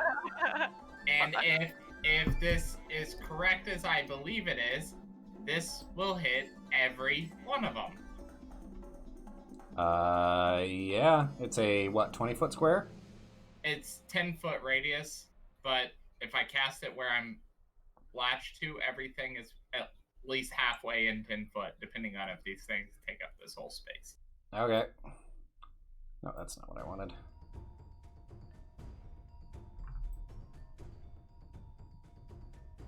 Yeah. We'll say it hits them. What you doing out here? Double greased up on a Thursday afternoon? There I am, barbecue sauce on my titties Trying to get a again. tan. Because it makes fire damage, all the better, or whatever. Okay. Grease is flammable. All right. Greasy. Flammable. Do they need to make saving throws then? You've caught They my need to make attention. a dex saving throw, and if they fail, they fall prone. Don't they have disadvantage on throws because they're spooked? Not saving throws. Oh. Disability checks and attack rolls, but That's okay. What's your spell save DC? For this, it is 17. All right. Only one of them succeeds, and it's this one here. The rest of them That are now is prone. impervious to everything. So now they're Clearly their sideways. leader. We will denote. It looks like they're doing some kind of horrible sacrifice in the middle there. Bloop. A All right. ritual. Excellent. They are greased and laying down. Is that your turn? No. Good on the job. I'm going to use a bonus action because I'm sure I have a bonus action. Yep. I mean, I'm sure I can do something. Has anybody been hurt yet? Oh wait, I can't cast the spell. a little bit. Yeah, you can't. I'm gonna scan another one because Okay. why not? Roll it. Ha. I won't be dumb this time. Watch. /R space 1d6. Boom. What did I get? Their armor class is 18 or 19. Man, fuck this game. Learn the same info twice. I'm gonna tell everyone again. I don't know what that means. Hit 'em Thanks. hard. All right, are you moving? I'm going to move up onto this rock and sit on it like a sexy siren. As you kind of clamber up on and then display yourself and comb your fingers down across the hood of your cloak, we will move on to Ray. It is now your turn. Zavis is not impressed. All right. So, Don't impress me much. given, man, I don't know if my moment with May was actually going to make it into the YouTube post or anything. I don't know when we went down, but I don't either. Whatever. We're just gonna. To reiterate, May has been feeling. Well, it's second verse same as the first anyway. So May has been feeling down lately. Ray has due been? to her ineffectuality. So we're going to be casting this time at 5th level. It's going to be the gravity sinkhole, and it's going to be back here, so it will hit the 2 back ones and nothing else. Okay. Constitution saving throws for the both of them. Both fail. They both rolled Okay, it. in which case They both rolled each 12s. Each take 17 damage, and then... Oh, wait, hold on, sorry. Each take 20 damage. Okay, yeah, each take 20 damage, and then... they are pulled in a straight line, ending in an unoccupied space as close to the center as possible. Okay. Did I put them in the correct spot? One down, because Okay. I centered it so that they at least one back toward the party. Sorry, so Okay. to the left. I centered it so that they Okay. would be at least close to the explosion without hitting anybody else. Perfect. All right, cool. So, they are yoinked back. They make a strange bovine squeal. You hear Cirrus as it's just pulled away from you. As that same blackened sphere appears and sucks them towards it. You hear again the carapace cracking. Is that your turn? Yarp. Okay. It is now this bovine's turn. It's going to use half its movement to stand up. It is. Oh, Is it- one, is one- it no, its speed is 0. That's right. It can't stand up. One last thing. Is that true? Because it's half your movement pool to stand up, and if it's But half of stapled 0. to half your movement pool is Yes, 0, then you can still stand up. Okay. If it's frightened, its movement is 0 right now because it's close, Wait, and it hold takes on. 5 psychic damage. That's a DM ruling thing, but regardless, I want to point out that the material component for casting Gravity Sinkhole is a black marble, and I fucking love Matt Mercer for that. Mm-hmm. Me too. It's so cool. All right. So it immediately is panicking and just thrashing about in the sand. It's going to thrash about, and it will make 3 attacks against you, Cirrus, as it doesn't really know what else to do. Sure. Okay, you can't stand up if your speed is 0. You can? So wait. Cannot. Cannot. So, okay. It's the one that's kind of in my circle, yeah? Yep. Oh, yeah. It will take damage then. It needs to make a save, too. Yeah, wisdom 17. It fails. What's the damage on that? 5, 9, 17, 21. 1 second, I need to remember. It's 21 currently. I'm just trying to remember if it gets the. Oh. Okay, yeah, 21. All right. It's looking real bad. Do they get a save each round against the fear? I think so, yeah. All right. It The enemy fails can its save save at against the the fear because it rolled a natural 7. Oh boy. But it is going to take its first attack, missed. Its second attack, also missed. And its third attack, also missed. And of those, 2 of them in those sets, you canceled out 2 natural 20s with that disadvantage. So. Oh, that's good. As I'd like to respond to the first one and see if I can, I guess, hit against it. Riposte? Yeah, like to riposte. All right, go ahead and make an attack. All right. Is that how that's actually pronounced? Is it repose or repose or? Actually, is the riposte? Does it use your reaction? Well, let me see here. Yeah. It's riposte or repose. If it uses your reaction, you've already used it and haven't gone yet again. Right. You can use your reaction, so you can't, unfortunately, do that again until you go. Oh, it's a reaction. You're right. Yep. That's I am So- sad about this. Sorry. And isn't your superiority die from the martial adept feat? Mhm. Yeah. Hold on, let me go I ask believe Kurt how you only pronounce have one of those. I believe then. it's riposte.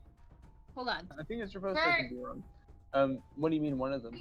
You only have one superiority die to use per short rest. Yeah, so it's a 1d6. I rolled it earlier and I got 4, so I had 4 to. Hold on, let me... No, you expend it when you use it, though. It's not a... Let me look that up. What feat is that again? Martial adept. Martial adept, thank you. I think Jordan has a point. Kurt said Lee plus What? You Okay, just cut so out. the second syllable is post. Lee post. I think it's. Riposte? I don't know. He said I There's a said it hard- badly, but There's a you know. hard T in there. That's okay. So yeah, riposte. Yeah. Excuse me, it's a French word. That's fine. The French language is fucked. You can have it. So I asked the Frenchman how to say the French word. Okay, so you have... So the way this is worded is you gain 1 superiority die. That die is valued at a d6. Yeah. And it's the die that is used to fuel your maneuvers. So you only have 1 per short rest, so you've already used it anyways. Oh, okay, gotcha. I thought it was like you rolled a d6 and then whatever you gain from that is how many actions No, you could take. unfortunately not. You just get the Okay. 1, but it comes back on a short rest. Okay, that makes sense. Yeah. So, anyways, doesn't change the outcome of that, but it is now your turn, Yukio. Cool. So, what I will do is I'm gonna make my way down here. Making my way downtown. God, Yeah. we're bad. Fucking. There's no possible way for me to flank this guy, right? Like, even if I stood here, that's No, not still unfortunately not. flanking with Cirrus. Okay. No. But you have advantage because he's prone. Yeah, that's true. You're right. Who needs that? And then as a bonus action, I will hold my hand over my blade and say "Suiho," and then make an attack. Very nice.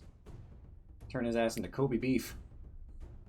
That would take a lot of transmutation for it as a fish man thing. Okay, so I think I just make a normal attack roll for banishing smite, right? A choice to yeah. mistake. But you have advantage. So that's 27, but I'll check just in case I crit, which I don't. Okay, yeah, 27 definitely hits. And then, does it take the weapon damage and the smite damage? Yeah. I have to move through so many freaking screens right now. Okay. So we'll do weapon damage first, which is going to be 9. And then swipe back over to my spells. Go too far, of course. And then the banishing smite damage is going to be 26. All right. Yeah. It's reduced below 50 health, it's banished.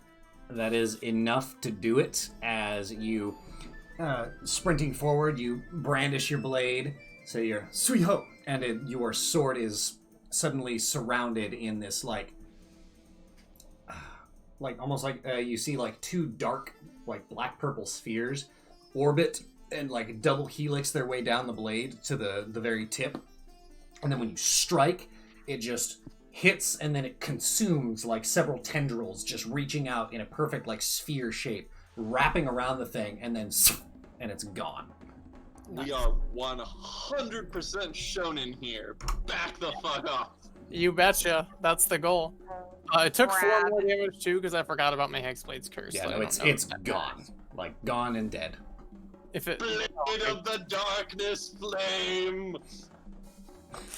Yeah, and I have a little bit of movement left, so I guess I'll no, you know, I think I'm good out of the range of the spider. Yeah. Bowl. You have another attack if you'd like. Ah, shit, you're right. Use attack of the sharp tongue. I'll move up and continue my onslaught with my extra attack. Well, no, actually I don't, because the attack is as a part of Banishing Smite, not the attack action. Right? No, if you cast Banishing Smite as a bonus action, and then it goes off on the first successful hit you make. Yeah, that's right. Sorry, I'm thinking of other spells that do attack actions. Righto, here we go. Swiping back over to my attacks, because boy am I bad at this today. Holy cow. I'm a little preoccupied mentally with the possibility of dying due to a horrible illness, so I understand. Yeah, I can't blame you. You'll be I worry about this for you. Yes. 16, 16 which doesn't hit. Does not hit, so. Unfortunately. That's You have okay. advantage. Did you roll advantage? I didn't, thank you. Yes. 22 hits. 22 does hit. And that'll be a nice little 12 damage. Very nice, very nice, very nice. You're doing quite well. All right. I am Now- going to make sure to try and find Japanese words for all of my verbal components, by the way. I fucking love it. Cirrus, it is now your turn. As you see the Ushi-Oni in front of you just gets consumed by these black tendrils that wrap around it in like a perfect sphere and then just suck it out of existence. Yummy. All right. Well, I'm gonna move Get him. Get over him. here. Get him. Yeah. I'll move over here and I'll make my attacks against this guy. Okay. Go ahead and make your attacks. First one, everything it hit, Does not hit. and the second, Does hit. goody.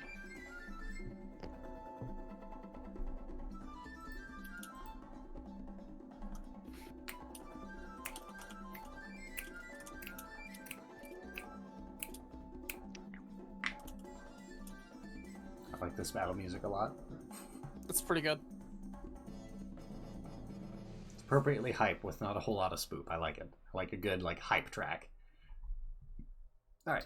7 damage for the first strike as you rolling forward. Wait, does your staff do 2d8 or 1d8? 1d8. The 2d8 was from the critical. Okay. So yeah, just 7 there, but I'm going to expend a key to make a free. All right. 2 more attacks. Wah, wah, with your unarmed strikes. First one does not hit, and the second one Does hit. does hit. All right. So your first staff blow misses, but you're able to bring it around and crack it across the top, and then you strike trying to hit it in the mandible. You miss with your first punch, but then you follow up with a roundhouse kick and manage to strike it across the side of the head for an additional 9 points of damage. Very nice. It's hurting. My turn from there.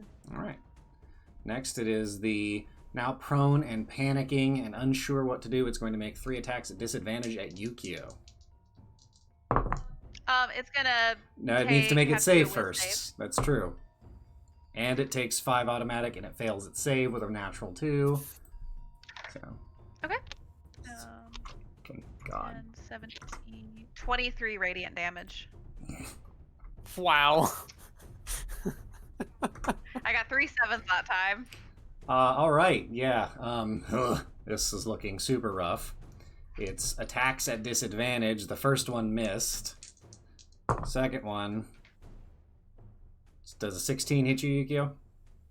It just does, yes. Just does. All right, and then its third attack misses. So it gets you with 1 lancing out pincer or poking limb that does 10 points of piercing damage as it manages to catch you right in the leg. It's unfortunate that I don't get temp hit points when my cursed target dies. Yeah. Do you not? Just normal. I get normal hit points, I thought. I heal 14. It doesn't say I get temporary hit points, right? Yeah, and you regain 14 HP if it dies. No, so unfortunately it doesn't. But on your next turn, you can bounce your curse over to somebody else, I believe. Not Hexblade's Not curse, Hexblade's no. curse, that's right. No, it's a one and done, which sucks. I wish it was like Hex where I could move it from target to target, but I feel like that would be kind of busted It would be pretty, in longer pretty dangerous. combats. All right, Zavis, it is now your turn. Oh my goodness! All right, so this big guy right. Round in front 2 of of combat is almost resolved. Still frightened, which I like. God, it's already my turn. What do I want to use on it? I'm just gonna roll to attack it because that's what I fucking do. I got a big old sword that's fucking on fire. Indeed it is. Womp womp. 23 to hit. 23 definitely hits. Woo woo! Alright. Let me add up all my things because there's a lot of things to add. Alright. 1d8. Plus. So that is 8 slashing from my sword. Mm-hmm. And then 2d6 for the fire damage. That is 5. That is 5 fire damage. I'm also... How does this one look? Actually, that was enough to do it for that attack. Alright, cool. As you rend the blade across, your flaming sword coming down and striking, just cleaving and burning the body. You basically just cleave the head right near one of the horns, just all the way through, and it drops and is just bleeding this clearish ichor to the ground. Yeah. Alright. I'm gonna laugh at it as it dies. And Rude, but I like it. Do I want to do this?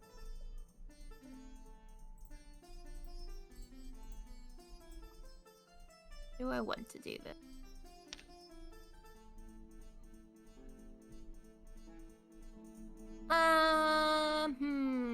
How are these other two looking right now? They're rough. They're bloodied. I still have my movement, so I'm gonna move so that way they're close to me again. Okay. Don't forget the puddle of grease. Yes. There's a puddle of grease that is, in fact, rough terrain, and I think when you enter it, you might have to make a save. Am I still mounted then, or did I get a... I guess I never specified that I was using my mount. Yeah. I assumed you were on foot. If I was incorrect on that, let me know. I forgot you had a... Yeah, because that's Paladin's fine. Like, that's the way that they used to not be bothered by, like, hard terrain. Rough terrain, but that was their way around it, was the fine steed.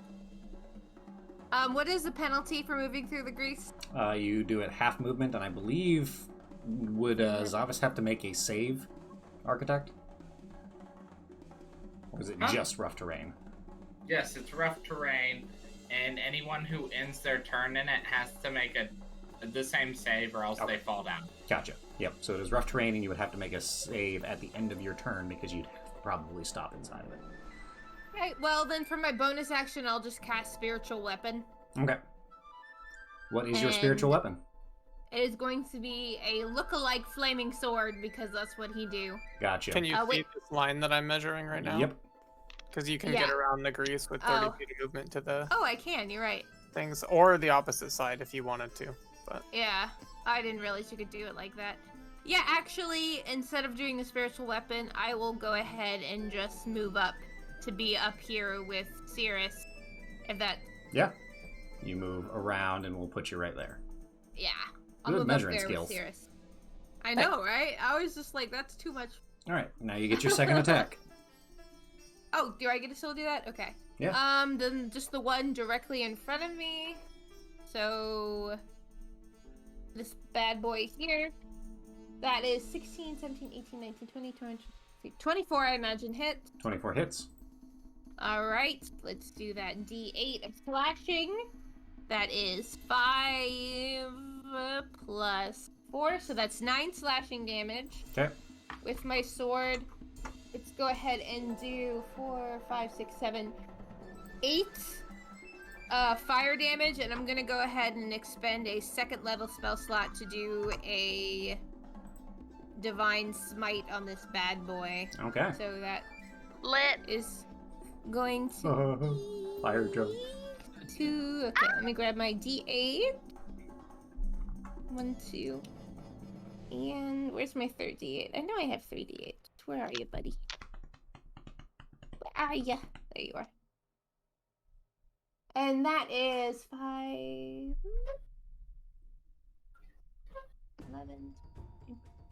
15 radiant damage. 15 radiant damage. Hell All yeah. right. Yeah. That Pork 'em is up. also enough to This do bad it. boy. As Oh man. rapidly you one strike cleaves in twain, and then sprinting around the mud or the now greasy sand as you make your way, you come up, you see an opening made by Cirrus as she kind of knocks and drives her knee up under the basically roundhouse kicks the thing in the mouth, and it exposes its neck, and you just come up with a low blow and just open up where its jugular would be and just nearly decapitate it as it also drops dead. All right. Is that going to be your turn, or are you going to use a bonus action? Oh, I'm good. I'm just gonna look at Cirrus and go, ha! As I just... Lead is now your turn. Okay. Is this a tree or a bush? That would be a tree. Cool. Now, I have enough movement to get around here normally. Can I just flavor some acrobatics on like a low branch of that tree? Yep. As I move That's up? fine. As you dash, kind of So leap I'm up gonna- onto the branch. No, I got a description. Go for it. I'm gonna run towards around the tree, and I'm gonna do like a backflip, launching my feet up to the branch, Gainer. grabbing the branch with my feet, and launching off the branch to mount the Ushioni? one that's prone right there. Gotcha. So you do And a then make my gainer attack. monkey grip fucking acrobat. Hell yeah. I love it. His toe work is immaculate. Oh, I never want to hear that phrase again in my life. Alright, getting Oh. decent advantage rolls this time. Nice. So Just because it's not your thing, Tyler. Well, in this realm, I am God, okay? We were supposed to be a progressive group. Yes, I said progressive, not sick. Don't kink shame. This is my channel, and I will kink shame if I want to. Take it So up with 20 God, who gave me a mouth and opinions. That's great. What'd you get? I like that a lot. a 23 and a 26. Yeah, those hit. Okay, so my first one's gonna be sneak attack. That's 8. So 14 piercing 14, damage, Fucking nice. and then 10 piercing damage for the second attack. Alright. Sehr gut. So it's still alive. Yep, indeed so it is. I will go ahead and start gut punching it as well. Flurry Spend a of key blows. point for flurry of blows. Very nice, very nice, very nice. Quack, quack, quack, quack. Okay, that's a 25 to hit, 25 hits. and another 25 to hit. Both hit. Nice. That's another 19 magical bludgeoning damage. Nice. And that's just enough to do it. As you... Does it have a heart? Whatever. We'll say I it drive has my an fist analogous... into its innards and try and pull something out. It has an analogous organ, we'll say, to a heart. So as you... We'll just flavor this as you do your leaping thing, both blades backhanded, you land on top of it, dig, basically rend down, and then reach in, rip open part of the carapace, which will be your first unarmed strike, and then your second one, your hand just knife shoots in, and you reach in, grab something you think is important, and you pull, and it comes free with a sickening snap and a spray of ichor. It was just a Nice. carrot. That was beautiful. Yep. Savage. Yeah. It was its lunch. Yeah, exactly. I want to walk up real quick and behead the one in front of me so we can take back a trophy Got you. As you... to prove that we killed him. I want to use green flame blade though to cauterize it as I do it. Also, the fire is not green. It's either black or purple, your choice. Yeah. As you step forward, your blade flicking out in front of you, it immediately gets coated in this like eerie purple flame as you quickly make 2 strikes as it severs the head. The head kind of rolling forward, and then the body, the flame slowly spreading over the body. And then I'll go pick it up by a horn Okay. Does somebody want to carry this? I certainly don't. No. Architect is like, come, and he holds up a bag. Oh, perfect. And I'll drop it in your bag. How is everybody? How's a bag of everybody doing? As you go to turn around to say that and speak to your companions, you hear. I hear what? Clapping. Oh, the mic's not picking it up. We heard a singular clap. Yeah, I heard a clap. Wow, I was doing. Move your hands up a little bit. Yeah. Oh, you must have the adaptive microphone thing Yeah. in Discord. Where... Anyways, you hear. Discord. Well, you know what? I have a goddamn soundboard. Let me see if I have fucking clapping. Where's my goddamn sound? Okay, let me see. I have dramatic. Here, we'll do this. Anybody hear that? Yeah. No. Darn it. Well, fuck it. Gunfire. It's not actually what you hear. Somebody comes out of the bush.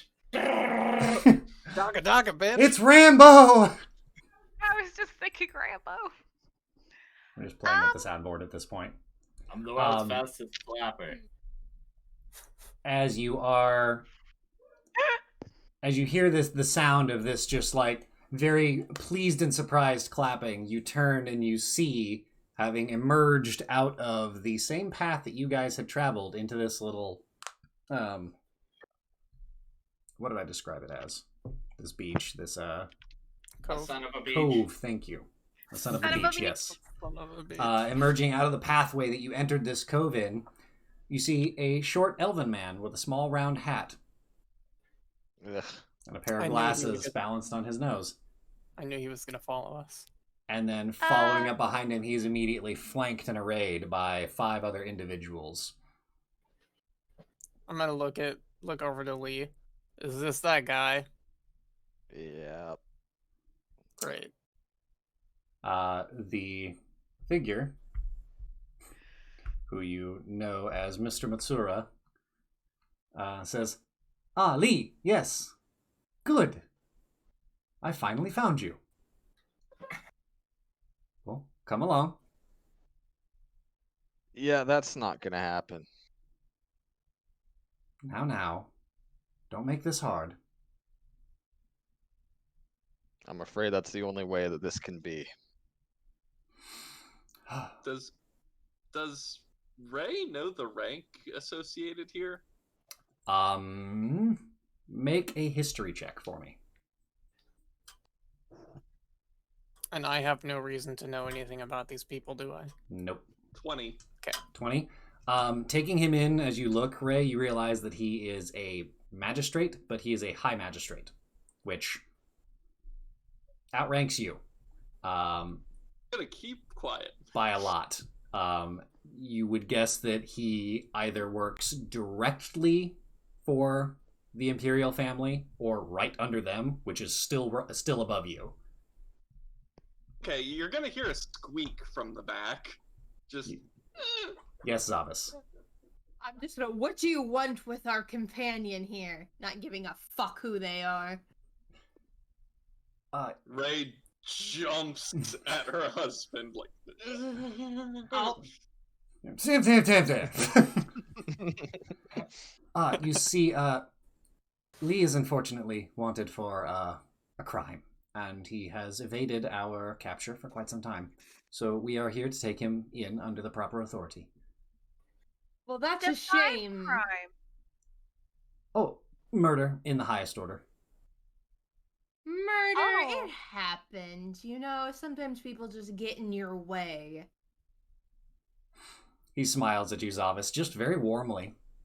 He goes, yes, sometimes people do get in your way. Cirrus knows Matsura, right? You know who Matsura is, yes, actually. You were not privy to seeing him, unfortunately, because you were telling a story at the time. Yeah, that is true. That is true. But yes, you know Matsura.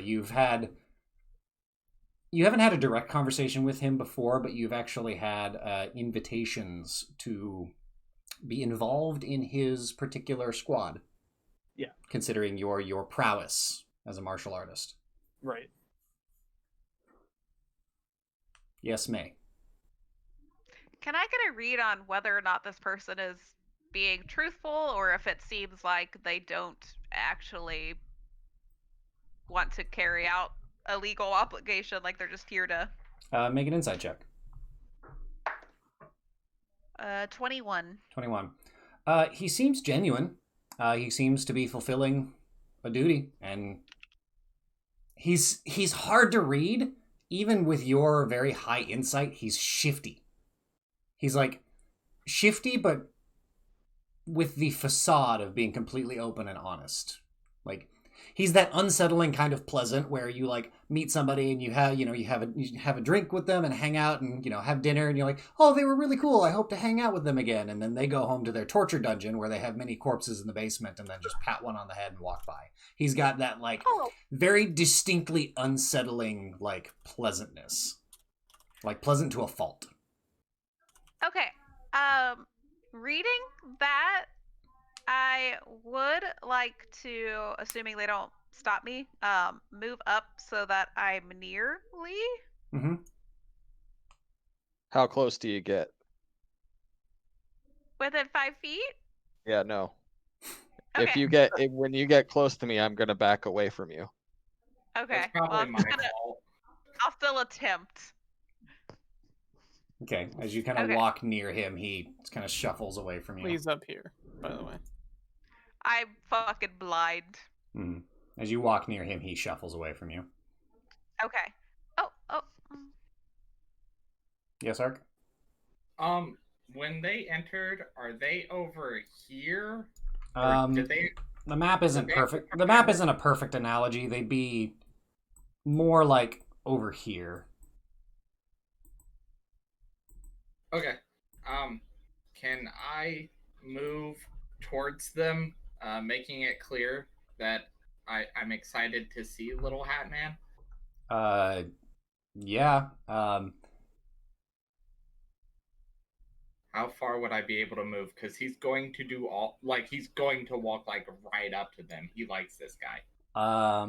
As you are making your way, I'd say you get within about 30 feet, and then quick as a flash, you see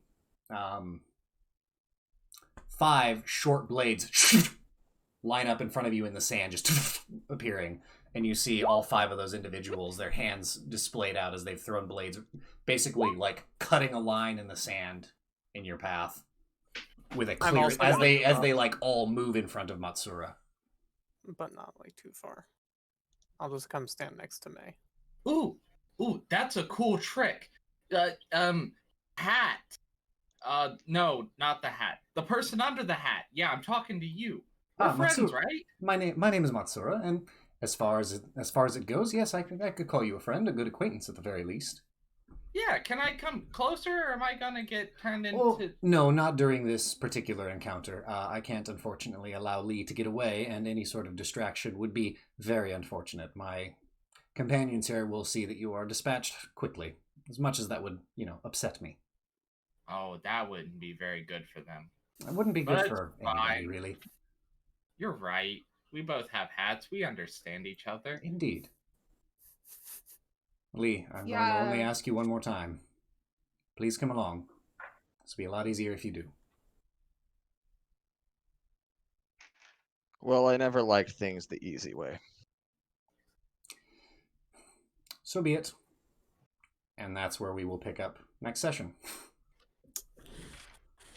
Alrighty, guys. Intimidated by rank. Well, thank y'all for hanging out with us. Sorry about the tech issues. Yeah. Hopefully I'll be able to stitch this episode together in some fashion. Will have to see. Too hard. Yeah. We'll have to see. I don't know what programs I need to actually do that and combine videos, because you should just be able to do it on Twitch. Okay. You can, if you go to make highlights, you can pull from multiple clips, and I don't know if you can make a highlight that long. There might be a size limit on that. Yeah. If you can't, let me know too, and I'll ask Kurt if he can help you out, because he video edits all the time. Yeah, so. I'll probably hit you guys up tomorrow. But fine. thank you guys to those of you who stuck around and are watching. We really appreciate it. This has been a lot of fun for me. And session 4 will be not next week, but the week after, where we get to maybe resolve this fun little cliffhanger and see what happens. So until then, thank you all and good night.